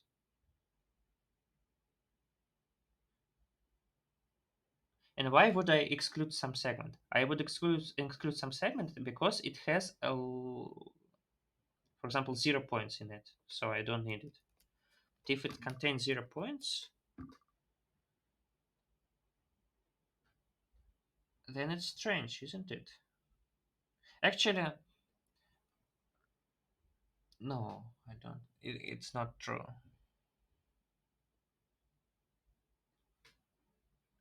Okay, I anticipate looking in the editorial and it says like consider matroid intersection, etc., etc., etc. It's easy. It's not funny. I don't even know anything about matroids and gridoids.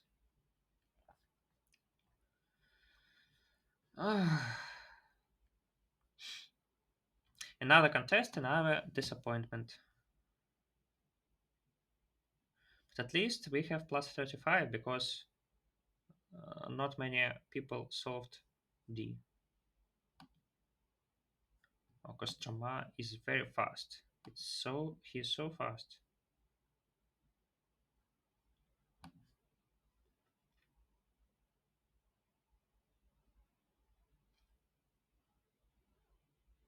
Ormless is also very fast, and he is trying to solve this problem. They all have some problems with protests.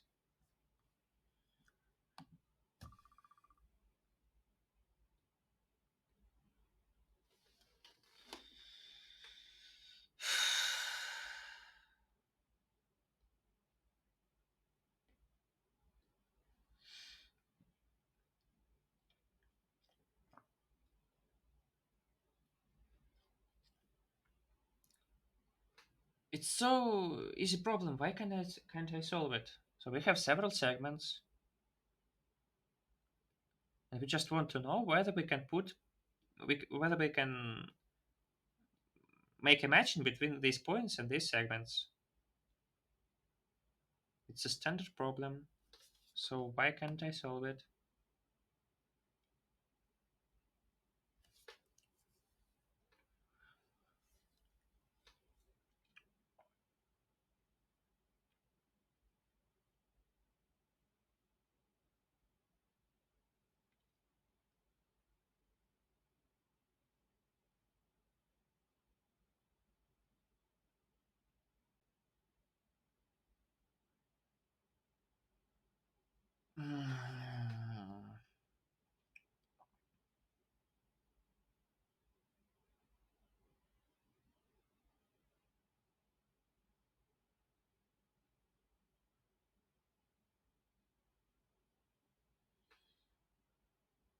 Humiliation.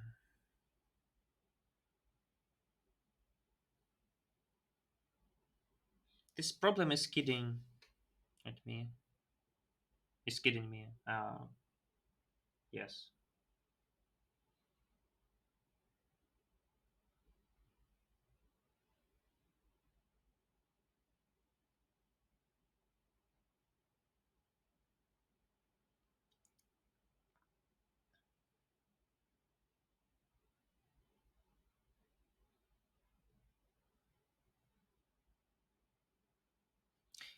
So nice problem. So nice.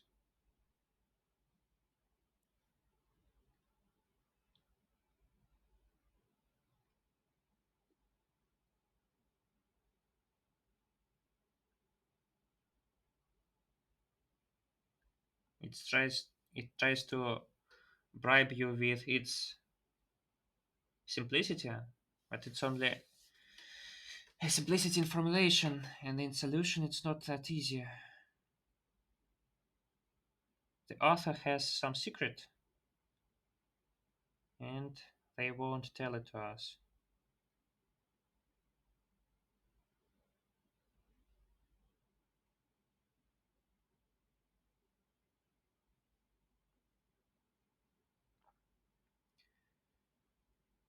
Tonya thinks that. Oh,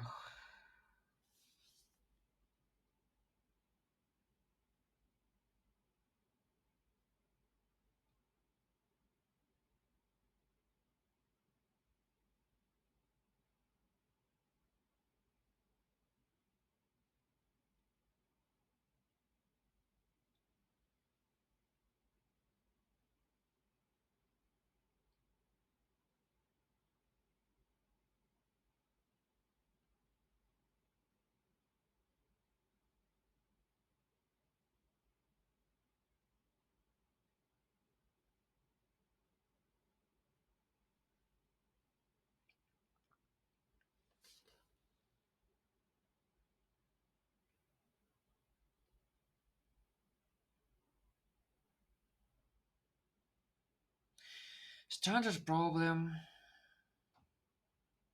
but can't solve it. Maybe some hacks? Hacky hacks? I can't hack? I have to look in my room.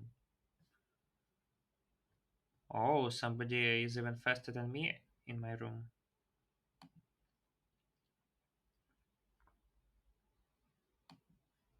Stoppable chill machine? Сергей Харкелия.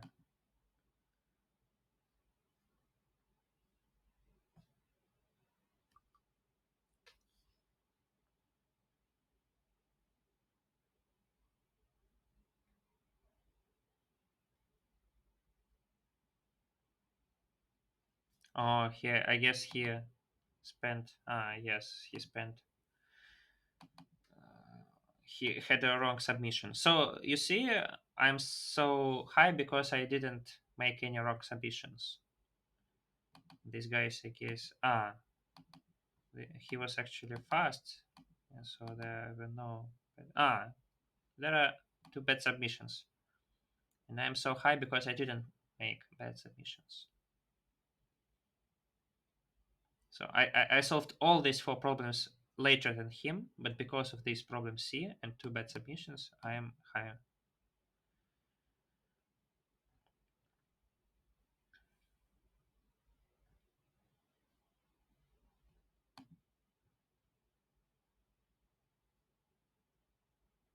Haha, I'm better than Endogorion.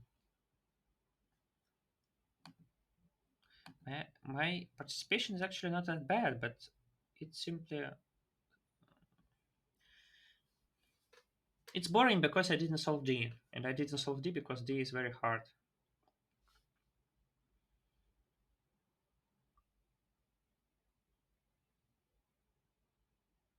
So it's just speed forces for me. Last several contests are speed forces, and I can't do anything with it. I'm a mathematician, so I would like to win in the rounds with my problem solving skills, not with my speed. But actually, for some reason, I'm doing it with my speed,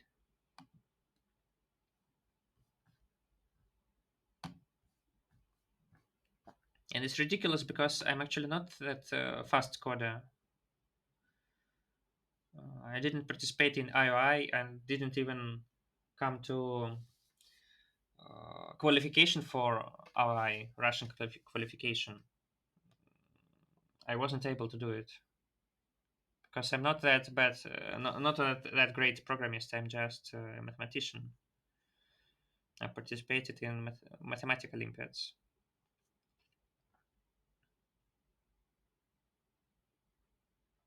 and my A is just awful. All normal guys solved it very fast.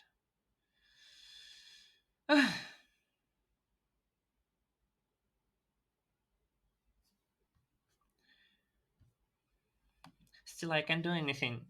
Problem D killed me. Sorry, guys. Orbless is still trying. Okay, I concede. I simply concede because I tried and I wasn't able to do it. Maybe if there is fast editorial, then I can read it and explain to you.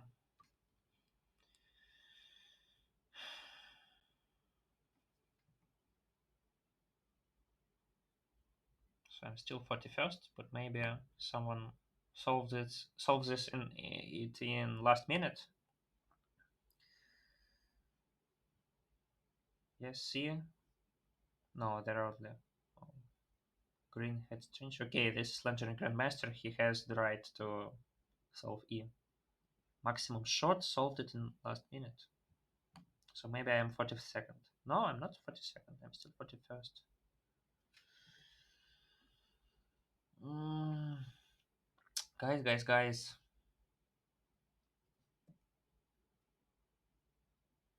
It's not cool. I really want to solve a hard problem, at least for once. But there is always no opportunity for me to do it because problem happens to be hard for me and I fail. I stumble into some difficulties.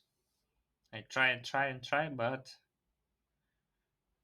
finally there is some step that I didn't find, and it was the only thing that I needed. Or sometimes no, sometimes the problem is very hard, and I wasn't quite near its solution. So pending system testing. I hope there will be a fast editorial. Now there is no editorial. Is it my record? I guess it's my record because my personal best is 208, 2802. And now it will be 2815 or 16. So I will beat it my personal best.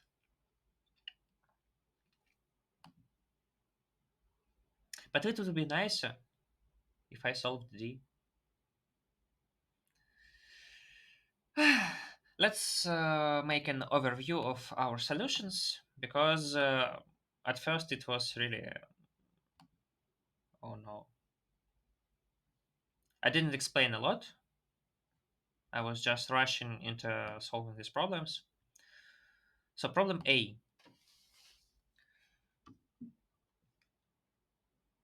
Burенka is the crown princess of Buryatia. It's unnecessary. What is important is that we have this array. Yeah, we have an array, and we can take its subarray and XOR all of its elements with some fixed element x. Yes, and the cost of this operation is halved the length of this array. Yes. What's I didn't understand the solution, the statement right, and I thought that it is a plus one halved and then uh, sailing taken sailing. And actually, this is the correct formula, and this is wrong. But I thought this, and that's why I solved it very slowly. So, if you have this formula, you firstly notice that actually you can replace it with 2 halved and a minus 2 halved. Because this is simply 1, and this is just a halved sailed minus 1. So this is the same number. And this means that instead of doing the operation to the whole sub segment, you can firstly apply it to this segment and then to this segment. And you spend the same amount of time, but you do two operations. That means that we don't need any operation of size at least 3 because it can be reduced to several 2's and possibly one unit operation. Okay, so we only need operations on, dominoes and operation on a single unit. The second thing is we don't need, and these operations cost the same. Actually, these operations cost the same. Okay. Yes.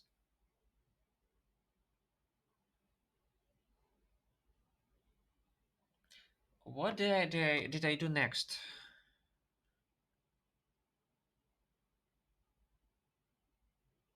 Secondly, you should understand that if you have this operation and this operation and this operation, then you can as well make these three operations. Yes, so you can move this unit operation to the right. Moreover, if you have just this and this, then you can make this and this. So if there is a unit operation inside a domino, it can be as well the right position in a domino. Yes, so that means that our set of operations look like this. You have several dominoes which are entangled one by which with each other. And finally, maybe there is a unit operation. Yes, and you cannot then have this because else this unit operation could be moved to the right. So they don't intersect. Yes, there are several unit operations, and maybe there are several dominoes, and they end with monomial. When do we need this monomial? We need this monomial when the domino operations didn't do their job well. So obviously, if we have a first here, then this domino applied number is also a1. Simply because you have to vanish this number, so this number has to become 0, and that's why you have to apply the operation with this number. But then this number becomes a first plus, not plus, but XOR a second. So the second operation with this domino has to be with this number because you want to vanish this number. So this number becomes a1 plus a2 plus a3, etc. Always you have this how to say, cumulative effect of these dominoes, because each next domino forces you to add this number to make it zero. So in the end, this number becomes a1 plus a2 plus a3 plus etc. plus a. Okay, let it be L and this R because the edges of segment are not necessarily 1 and n. They can be L and R. So this number.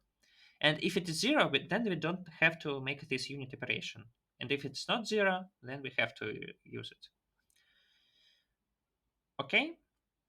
So actually, we want to divide our segment into several segments in which the XOR sum is 0. And if it's not 0, then we can as well uh, then we have to use the unit operation. So you want to maximize the number of such, I don't know, worms of 0 XOR. What is the worm of zero XOR? Actually, it means that you have, if you take the XORs of partial of prefixes, if you take XORs of prefixes, what does it mean that this XOR is 0? Let's take a L AI equals a0 XOR a1 XOR etc. XOR ai. No, not, there are small a's. So in this case, a l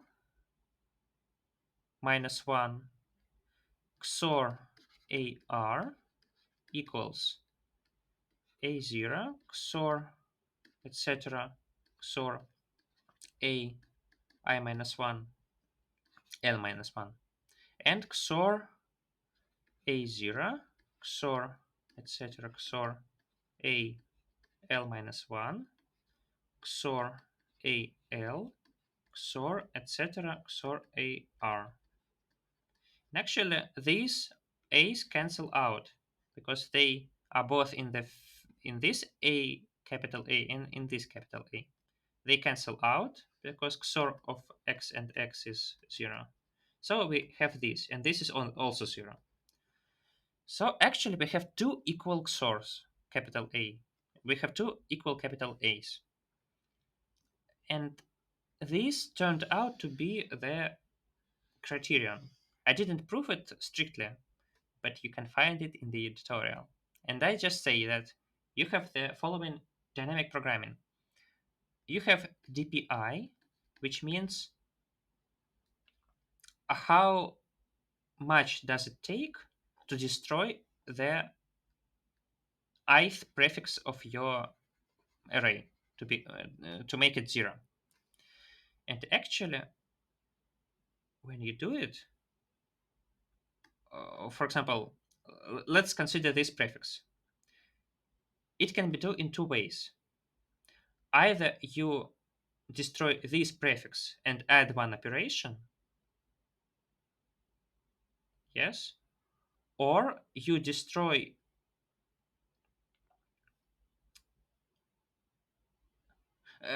basically the basic way is just to destroy this prefix and then add one element.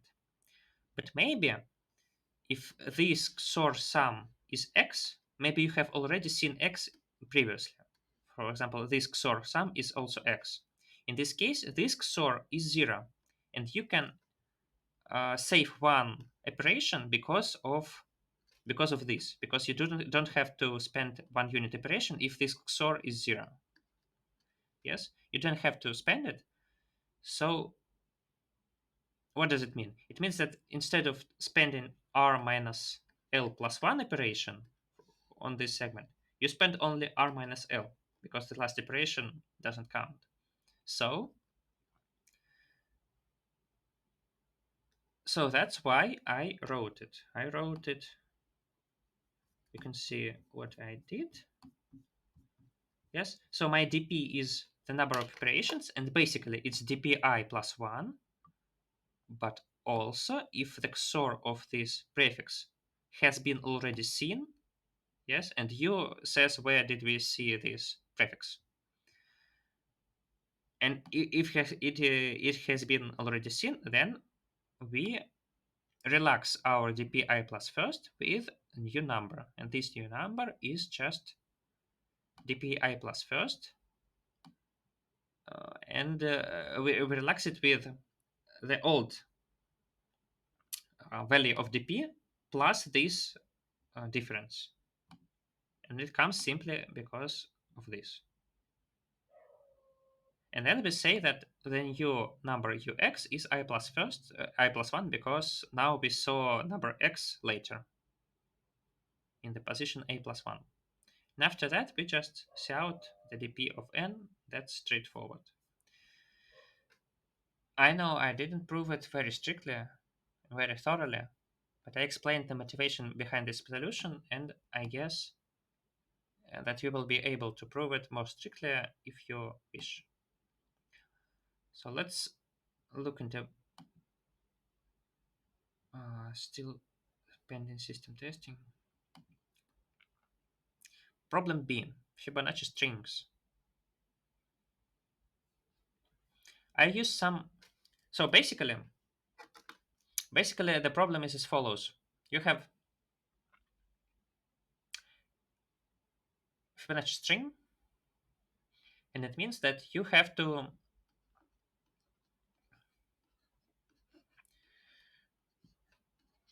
uh, divide your symbols into groups of Fibonacci numbers, such that in each group all the symbols are the same.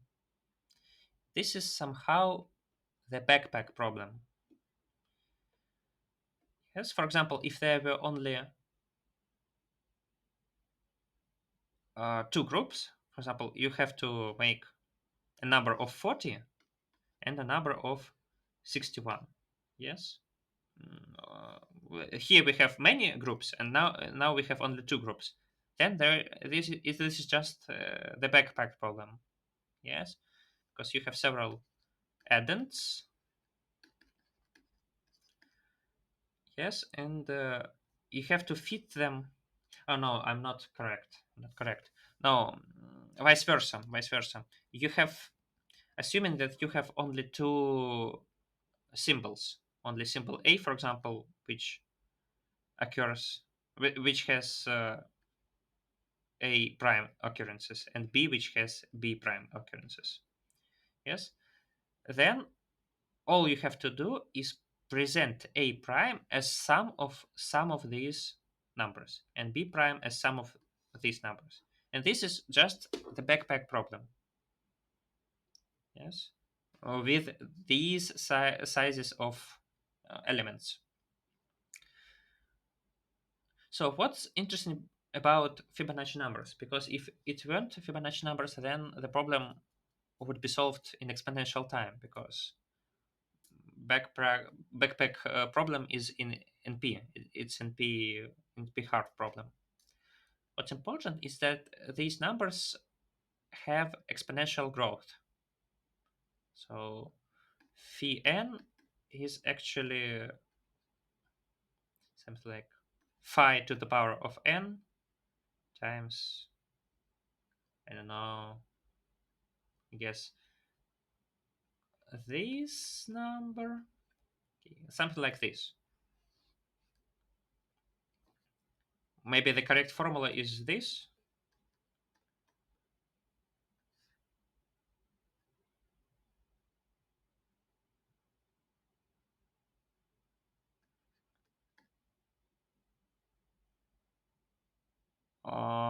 But I don't know.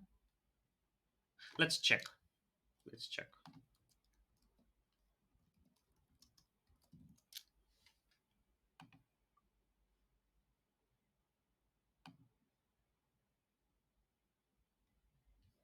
Yes, I think it's correct. Ah, no. Yes. Yes, this is square root of 5. Let's compare and check my knowledge. This is square root of 5. This is 5 to the power of n, and this is minus phi to the power of minus n. It is pretty much it. So it's not important. I mean, the Fibonacci numbers have exponential growth. So you can just go through these numbers from the biggest to the smallest. Yes. Another important property is that it is easy to sum First of all, I will say that f0 is 0 and the f first is 1 because this is the canonical notation, and others one are not canonical. F2 is 1, etc. So if you sum first n Fibonacci numbers, you get fn plus second minus 1. This is easily proved by induction. And having this in mind, first of all, you have to. So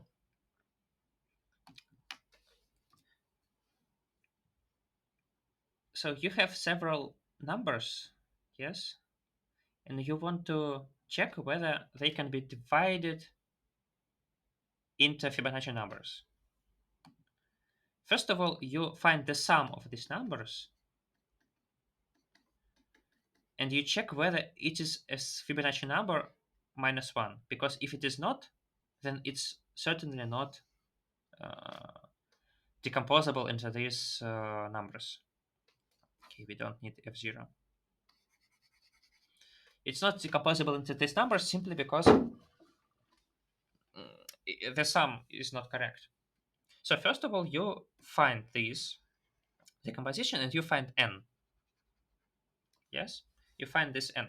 After that, you have to put the numbers one by one from the rightmost to the leftmost.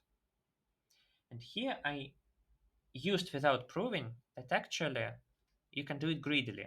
So you can take fn and put it in the maximum number among these numbers. Then you take fn minus first and you put it in the maximum among these numbers except the one that you put fn in. Yes? Then you take fn minus second, fn minus third, etc.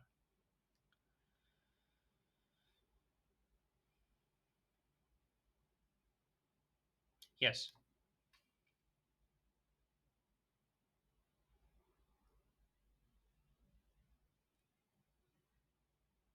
Mm-hmm. So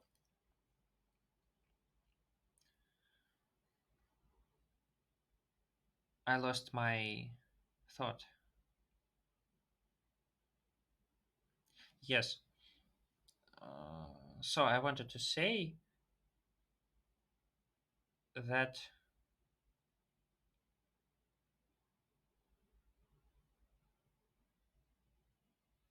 mhm, here my algorithm is I take the largest number fn and I put it in the maximum c. Then I put the next one and I put it in the maximum c except the one I put fn in. Then I take the next one and I put it in the maximum number except this, except where I put this now one, etc. Let's firstly go through the implementation details and then we come to the proof. So what did I do here? I used priority queue. Priority queue is just these English words. I always forget them. Priority queue is a heap. Yes, so it can give us the maximum element. We can pop the maximum element, and we can push any elements into it. And it's what we need because we need to extract maximum elements from this number c. So first of all, I pushed all the numbers here. Then I found Fibonacci numbers right to the s. And if S turned out not to be the Fibonacci number minus 1, then I, of course, say no and continue. After that, the algorithm is, I think, it's quite straightforward because I just take,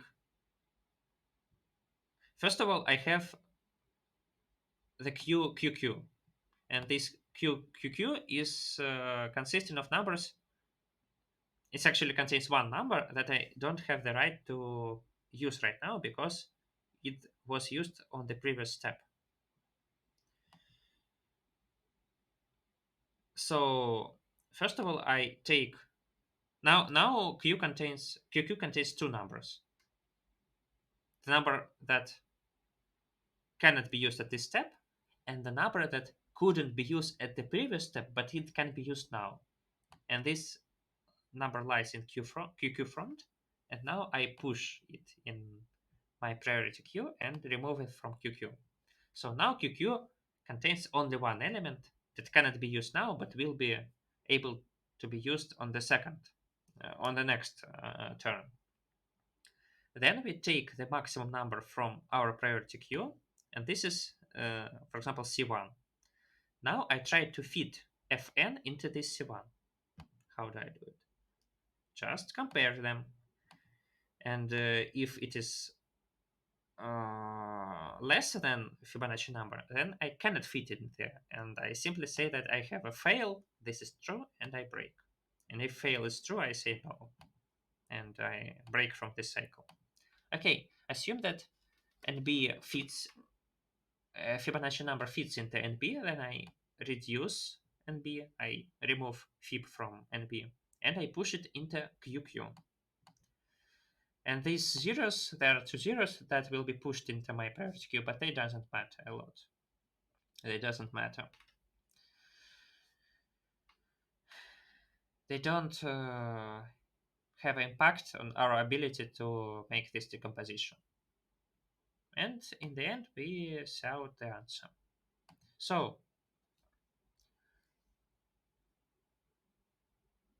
the interesting question is why we can assume that we can do it greedily. Yes.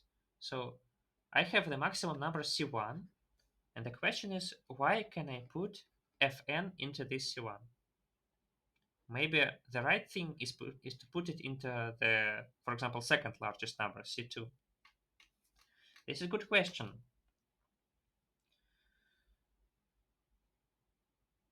Yes, this is actually, I actually understood the second solution.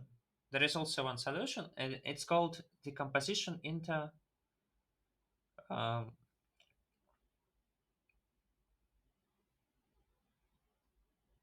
Fibonacci numerical system. If you don't know what it is, you can find it in Google. But actually, we can just decompose these numbers into Fibonacci sequence, Fibonacci numerical system, and check whether these numerical systems have in whether these representations do not have common ones, except maybe the most little ones. Yeah, for example,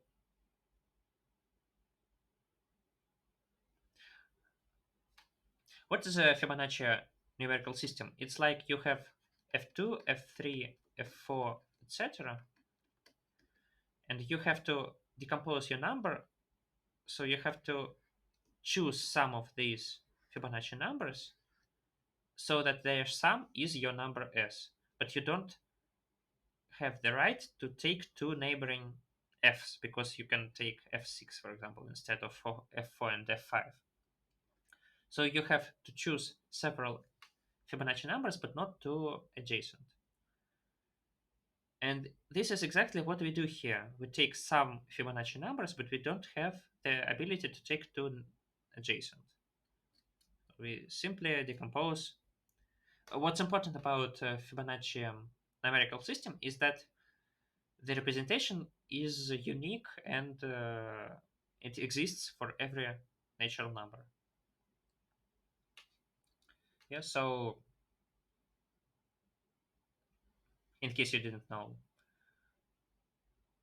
but I did it another way. Yeah, I just did it greedily. Mm, yeah. So in actually, the greedy algorithm works in case of Fibonacci numbers, in case of Fibonacci numerical system. So actually, this is the proof. So if it works, then it gives the correct answer. If it doesn't work, then the greedy algorithm didn't work. But if the greedy algorithm didn't work, then no algorithm would work. And this is the property of Fibonacci numerical system. I mean, assume that we have assume that we had a problem. Yeah, so I mean, so assume that it's possible. I want to prove that we will get the answer if it is possible. So if it is possible, then you can actually represent all your numbers in Fibonacci numerical system, but maybe starting with f1, not with f2. So having f1, this is not unique because sometimes you can, for example, do this and you can do this instead. It's not really unique because of f1. But so, nevertheless, you can decompose all the numbers so that there are no two ones in the same column. And let's look at the rightmost f. Yeah, let's look at the rightmost f. And we put it here, there. For first several steps, it works as it should, but let's assume that at some point f should go to this, for example, fk should go to ci, but instead it went to cj. Yes, so it went to cj, so the one can be put here. Therefore, there is the representation in Fibonacci numerical system of cj that contains this one, and this makes a contradiction because the representation in Fibonacci numerical system is unique, but we have one representation with this one and one representation with 0 here. This is impossible. Actually, this is a bit possible because we allowed 1 to be here, not here. Yeah. So this is not really correct. This is not really correct.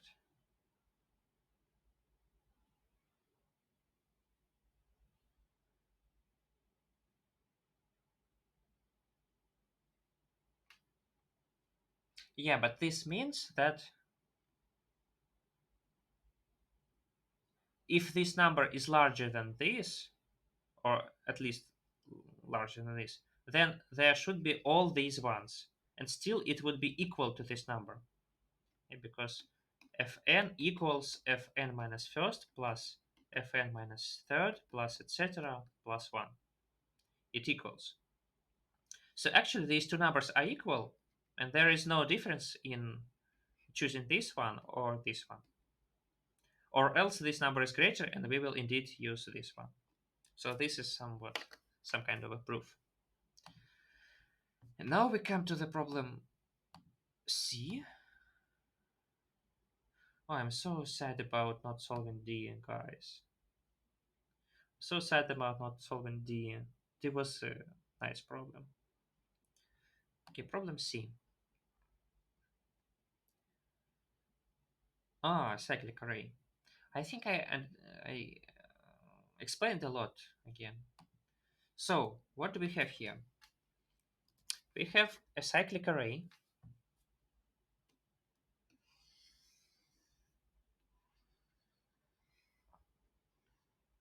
of length n. And there is a procedure. You start with some element, AI, and now you jump k positions.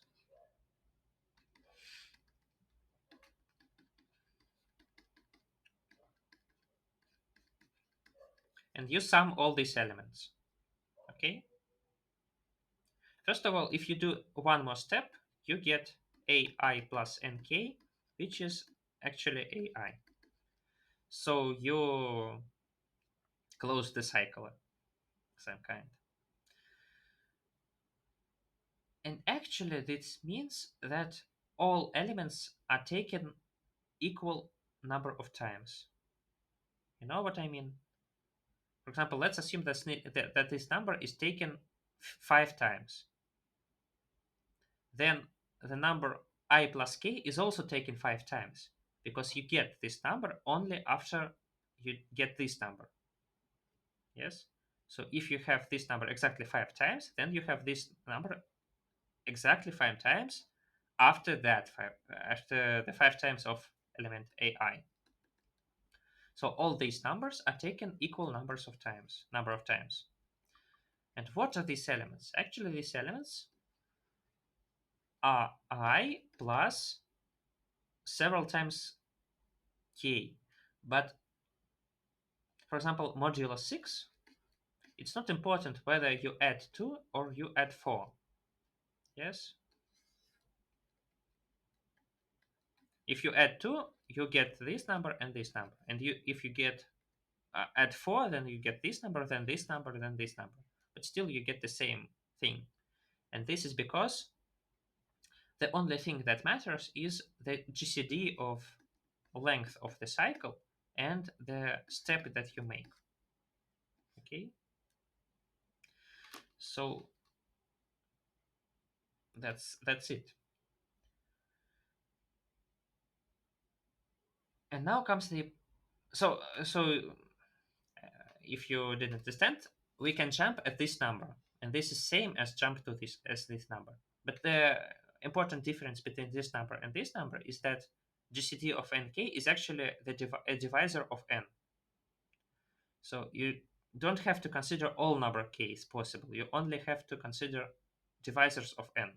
And the second step is to notice that actually you only need uh, such divisors that the length of this cycle gets prime, for example, 2. Why? Again, let's assume, for example, I know 12. Let's assume that L equals 12, and you jumped uh, by the step of 3. 1, 2, 3, 1, 2, 3, 1, 2, 3, 1, 2, 3. Yes, so you have the cycle of length 4. And since you did 12 steps, you get 3 times, yes, 3 times a. For example, this is a first, plus 3 times a fourth, plus 3 times a 7, plus 3 times a 10. Okay. But what do you need? You need to maximize the usefulness of the program. And the usefulness of the program is the sum of these numbers.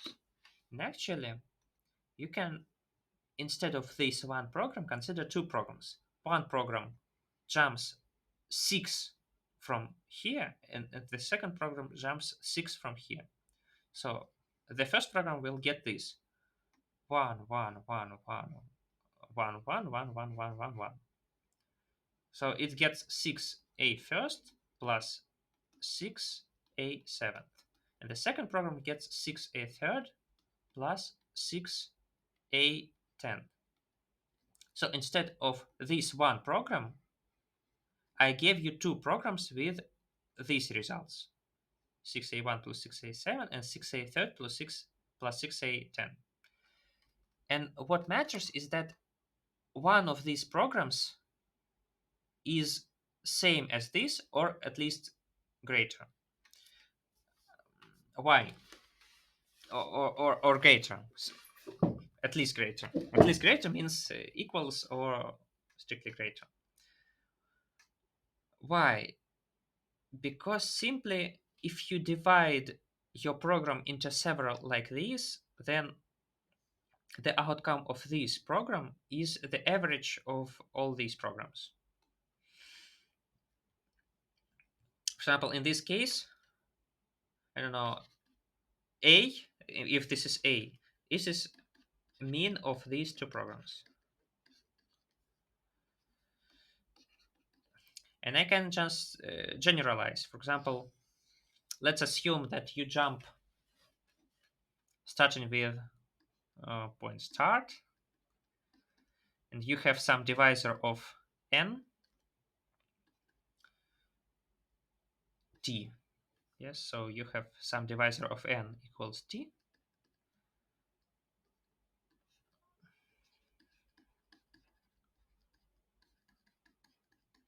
plus etc. And you have this sum t times. Yeah, but assume that n t n over t is not prime. So n over t is, for example, ab. No, b is not bad. For example, pq. Let it be pq. Then instead of t, let's jump by pt. So you have a start plus a start plus pt plus etc. And since you have jumped not by t by pt, you end up in start p times faster. For example, if p is 3, then you have jumped 3 times t, and again 3 times t, and again 3 times t. And since pt is still the divisor of n, you get in this point start 3 times faster. So you now have pt times this sum. But you could also start not with start, but with start plus t. Then you get a start plus p plus 1t, and etc. And etc. by the starting points. So you have covered this big cycle with p little cycles. And actually, the average of this, not average, but it's like average times n. You know what I mean? If you sum n times these elements, you get average of the cycle times n. But I will say like this: if this is a, then a is and this is a1, etc., and this is a, and the last one is aq, then a is mean, arithmetic mean of these numbers. So this means that they cannot all be less than a, because if they all less than a, then their average is also less than a, and this is impossible because their average is exactly a. So there is at least one number that is at least a. So you don't have to consider a because you could consider a1, for example, or the maximum number among these numbers. So if the size of the cycle is not prime, then you can always reduce it to a smaller number. So you have only consider prime sizes of cycles. And that's what I did. Let's look into my solution. I guess it's even here. So first of all, I have this function factor. This function factor factorizes the number. It finds all these its factors. And in case you didn't know, I can use my template, which is pre-written before the contest. Here I find VPUI, vector of pairs of unsigned long longs and integers. And this means several pairs. For example, for 12, it will give two pairs. It will give 2, 2, and 3, 1. And it means that 12 is 2 to the power of 2 times 3 to the power of 1. It gives me prime decomposition in this form. So, first of all, I factor my number. Or factorize, I don't know. Then I make these two things. This thing is easy. This is just, let's again consider an example. For example, we have again 12. So the prime numbers are 2 and 3. And for 2, I will have, so sum, no, it's not sum, sorry, I will look. Yes, sums. Sums 0 is the vector of size 6.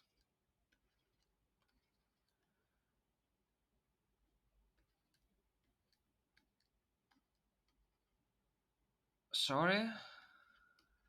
Okay.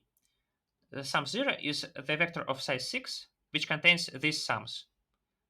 This sum, this sum, this sum. I guess I wasn't able to draw it properly. So it contains these 6 sums. They are computed straightforward. I get this prime, and this is the step of my cycle. I then resize, and the number with number j is put into the basket number j percent pp. This is straightforward. I just find these sums, and if there are 3, then okay, let me also draw it for 3 so you understand it better. 1, 2, 3, 4, 5, 6, 7, 8, 9, 10, 11, 12. So the first sum, or zeroth sum, this is sum 0, so let me draw with blue number, with blue marker. Sums 1, and let me draw it with green. Sums 0. So sums 1 is, first of all,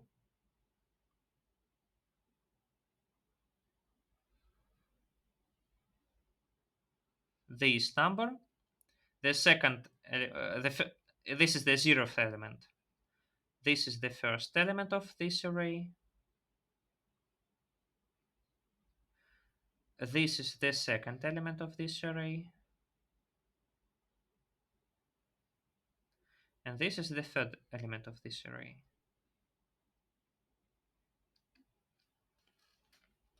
And these are sums 1. But generally, I will do it for every prime divisor of n. And after that, I put also these sums into multisets. So for each prime number, I have a multiset, which means the sums of cycles of size pp. No, the size of cycle is p, but the step of the cycle is pp. Okay, now and then I perform these operations. First of all, how I find the optimal answer. I again iterate over all my sizes of cycles, and I get the maximum number from my multiset numbers.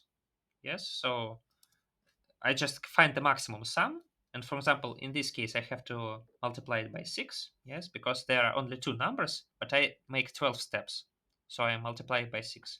And this sums 1, I multiply by the maximum number of sums 1, I multiply by 4. Yes. And these 6 or 4 are just number pp. These are 6 or 4 in case of p is 2 and 3. And sums is a vector, so I cannot find the maximum straightforwardly, but I also I don't have only vector, I also have numbers. Numbers is a multisets. So I can easily find the maximum in a multiset by using star of rbegin. Rbegin is just iterator pointing at the end of multiset, and if I dereference it with my star operator, I get the maximum number in this multiset. And then I multiply it, of course, by pp. And see, this is int, so it's not correct if unless this is long. So please be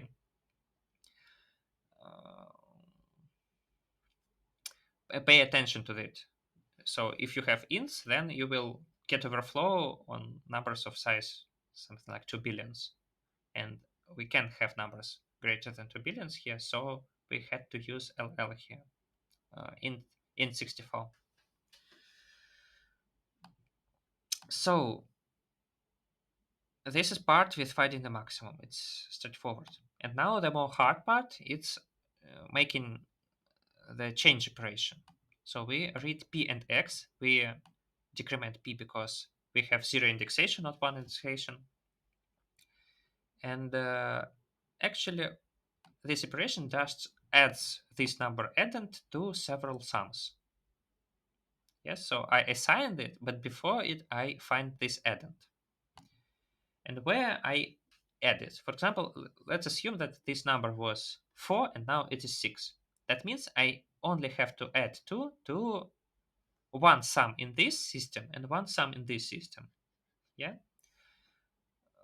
So first of all, I have to find pth sum in this system, and this is done by p percent pp, because there are pp sums, and if, for example, I take not second by, for example, seventh, then it is actually first sum.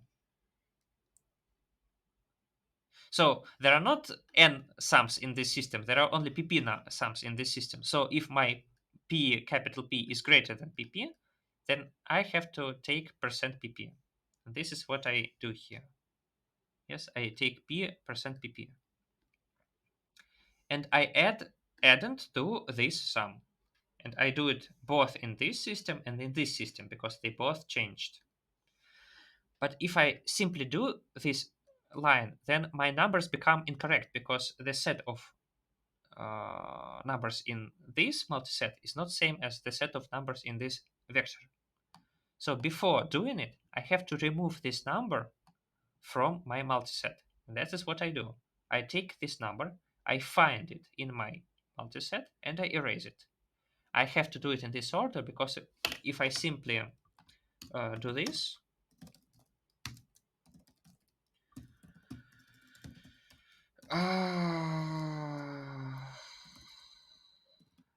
if I do this, you can think that this is correct as this line, but this is not true. This line is incorrect because it will erase all occurrences of this number in the multiset. And this line removes only one occurrence. We can try and replace it with this line, and we will see that the solution doesn't pass the pretest anymore. So we have to do this line. After that, after I have erased the number, I add addend and I return this number into the multiset. That's all actually. There is nothing more interesting in this problem. So did it?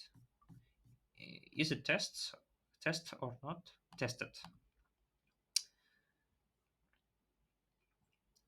Oh, I guess someone has failed. Ah, no, it's okay. It's still system testing.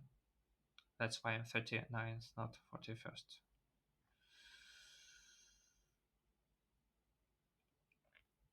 Oh, sorry, my coordinate didn't solve C. B.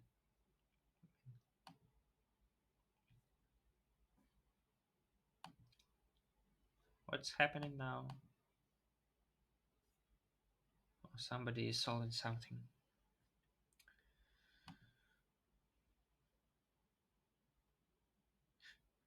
What did I want to say? Ah, I wanted to look whether there is an editorial, but there is no editorial.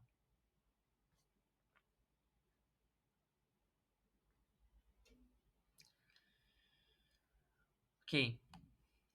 I will start talking about D, and if by the end we don't have any tutorial, then I simply stop talking and go sleeping. Problem D. Permutation for буренка. First of all, we have the definition of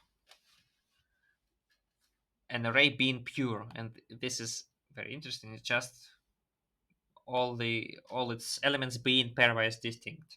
This is obvious. Then we have a similarity. Similarity. So first hypothesis about similarity is just two arrays are similar if they are okay. Let me rewrite the condition. For all L and R, we have that argmax of A all dot R no yes equals argmax of A of B all dot L dot R.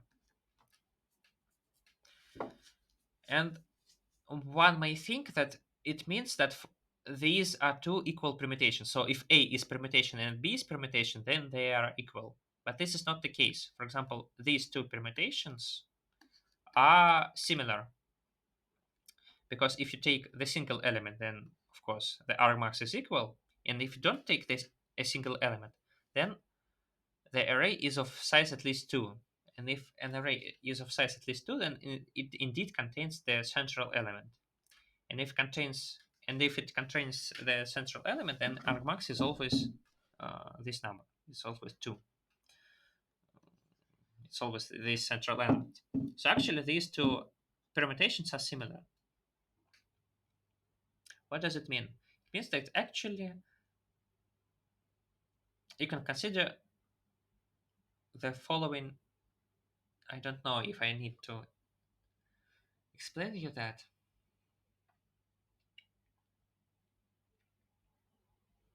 Okay, never mind. Or you need to know it. Okay, let me understand. Let me explain you about the tree. So let's construct a tree. We have a permutation. We have a maximum element n. We take this element as the root of our tree. After that, we take the maximum element in here and maximum element in here. And we, for example, this is n minus 1, and for example, this is x. Then we put x and n minus 1 as the parents of this tree. After that, we also take the maxima of these four arrays and put them as children of these numbers, and etc. And if at some point we have an empty segment, then we just don't put another child there. For example, if the maximum is n minus 2 and n minus 2 is the leftmost number, then it just don't it just doesn't have the child. Okay, so we construct such a tree, and when we construct such a tree, all we have to do, all we need is that this tree is isomorphic to the other tree. It means that two arrays are similar. It means that these two trees are the same. So you have the following problem. So we know that our array B or not, I don't remember. Our array A has to be similar to this permutation. But in this permutation, we know all the numbers, so we can construct this tree. This means that for array A, this must be the same tree. So we can consider this tree and look in it. And in it, we have some numbers known, example 10, I don't know, and 8. And some elements are unknown. Question mark, 1, 2. So also we have several numbers which can replace these question marks. And also we have some numbers that that we want to check whether they can replace these question marks. So the state of the question is as follow. We have k question marks. We have k minus 1 green numbers that must be present in this tree, that must replace some of these question marks. And also we can choose one number among the purple ones and also replace some question mark among them.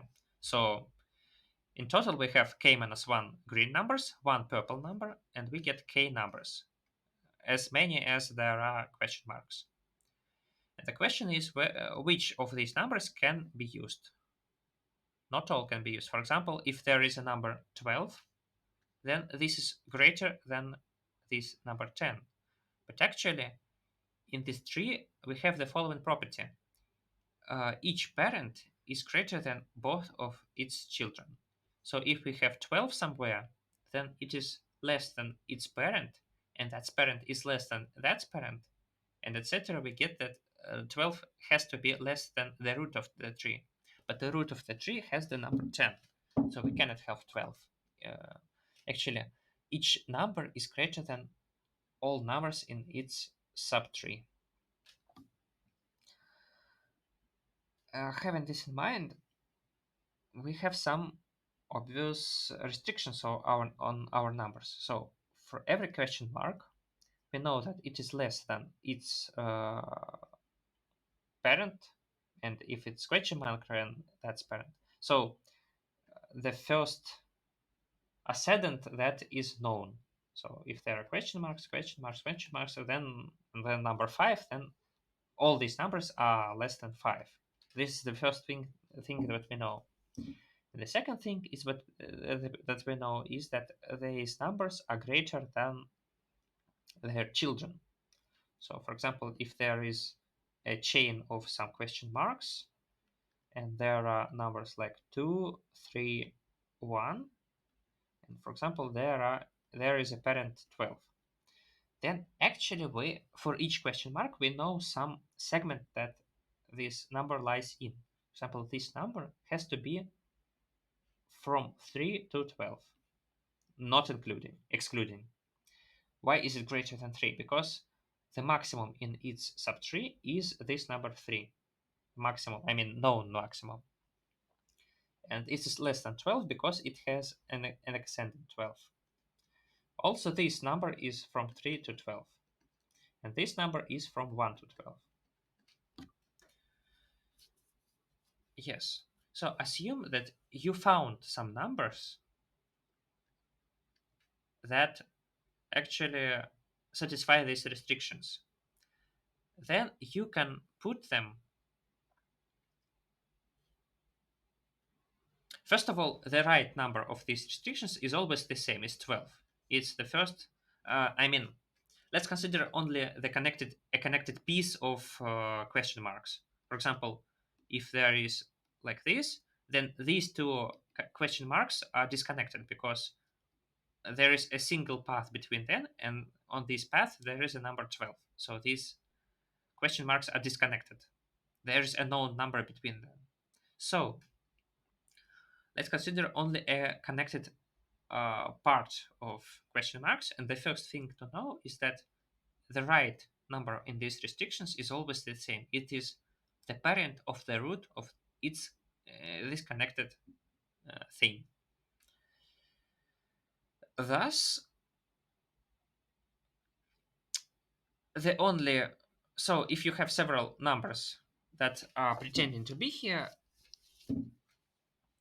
they all are less than 12, and the only major reason not to put them arbitrarily is this part, because there is at least 3, at least 3, at least 1.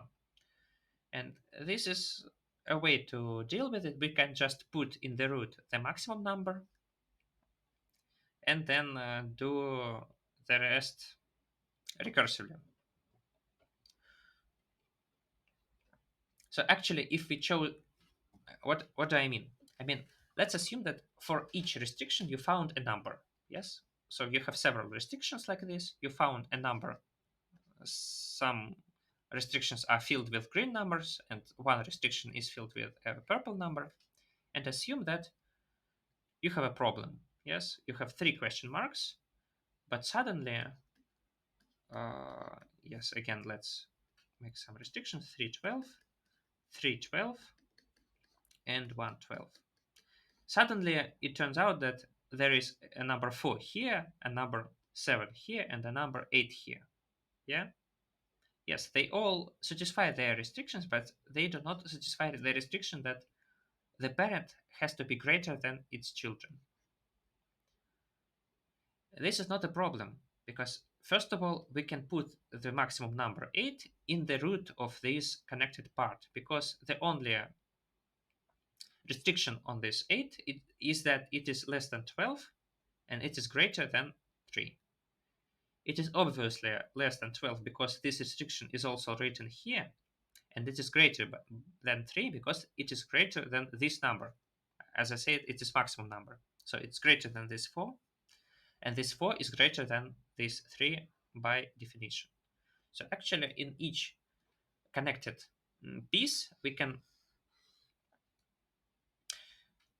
if you know how operations in heap work, then it's just like a heap, because in it we have the same condition that in any vertex, the number is greater than in the children. So you can just, I don't know how is push up and push down, or move up or down. So you can push this number 8 up and then do some other operations that fix the heap, and still all the restrictions hold. I mean, always when you do something, you move the big number to the to the top and little number to the bottom. This is okay because for big number it is okay to satisfy this restriction because this number already satisfied the restriction, and for this number it is okay to go down because if you have a strict restriction at the top, you have a weaker restriction at the bottom. Yes, because the restriction at the top collects all the restrictions from the bottom. So on the bottom, the restrictions are always weaker, or at least the same. So if this number 4 satisfies the strict restrictions, then it also satisfies the weak restrictions. So in any connected component of question marks, you can always sort the numbers so that on the top you have big numbers and on the bottom you have little numbers.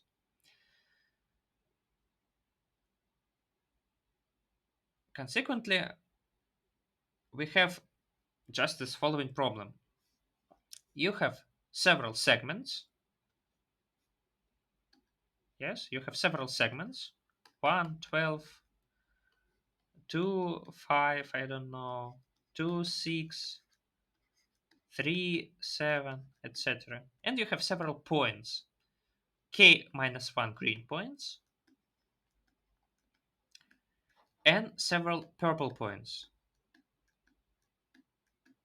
Let me write it, that there are K minus 1 green points, there are K segments, and there are several purple points.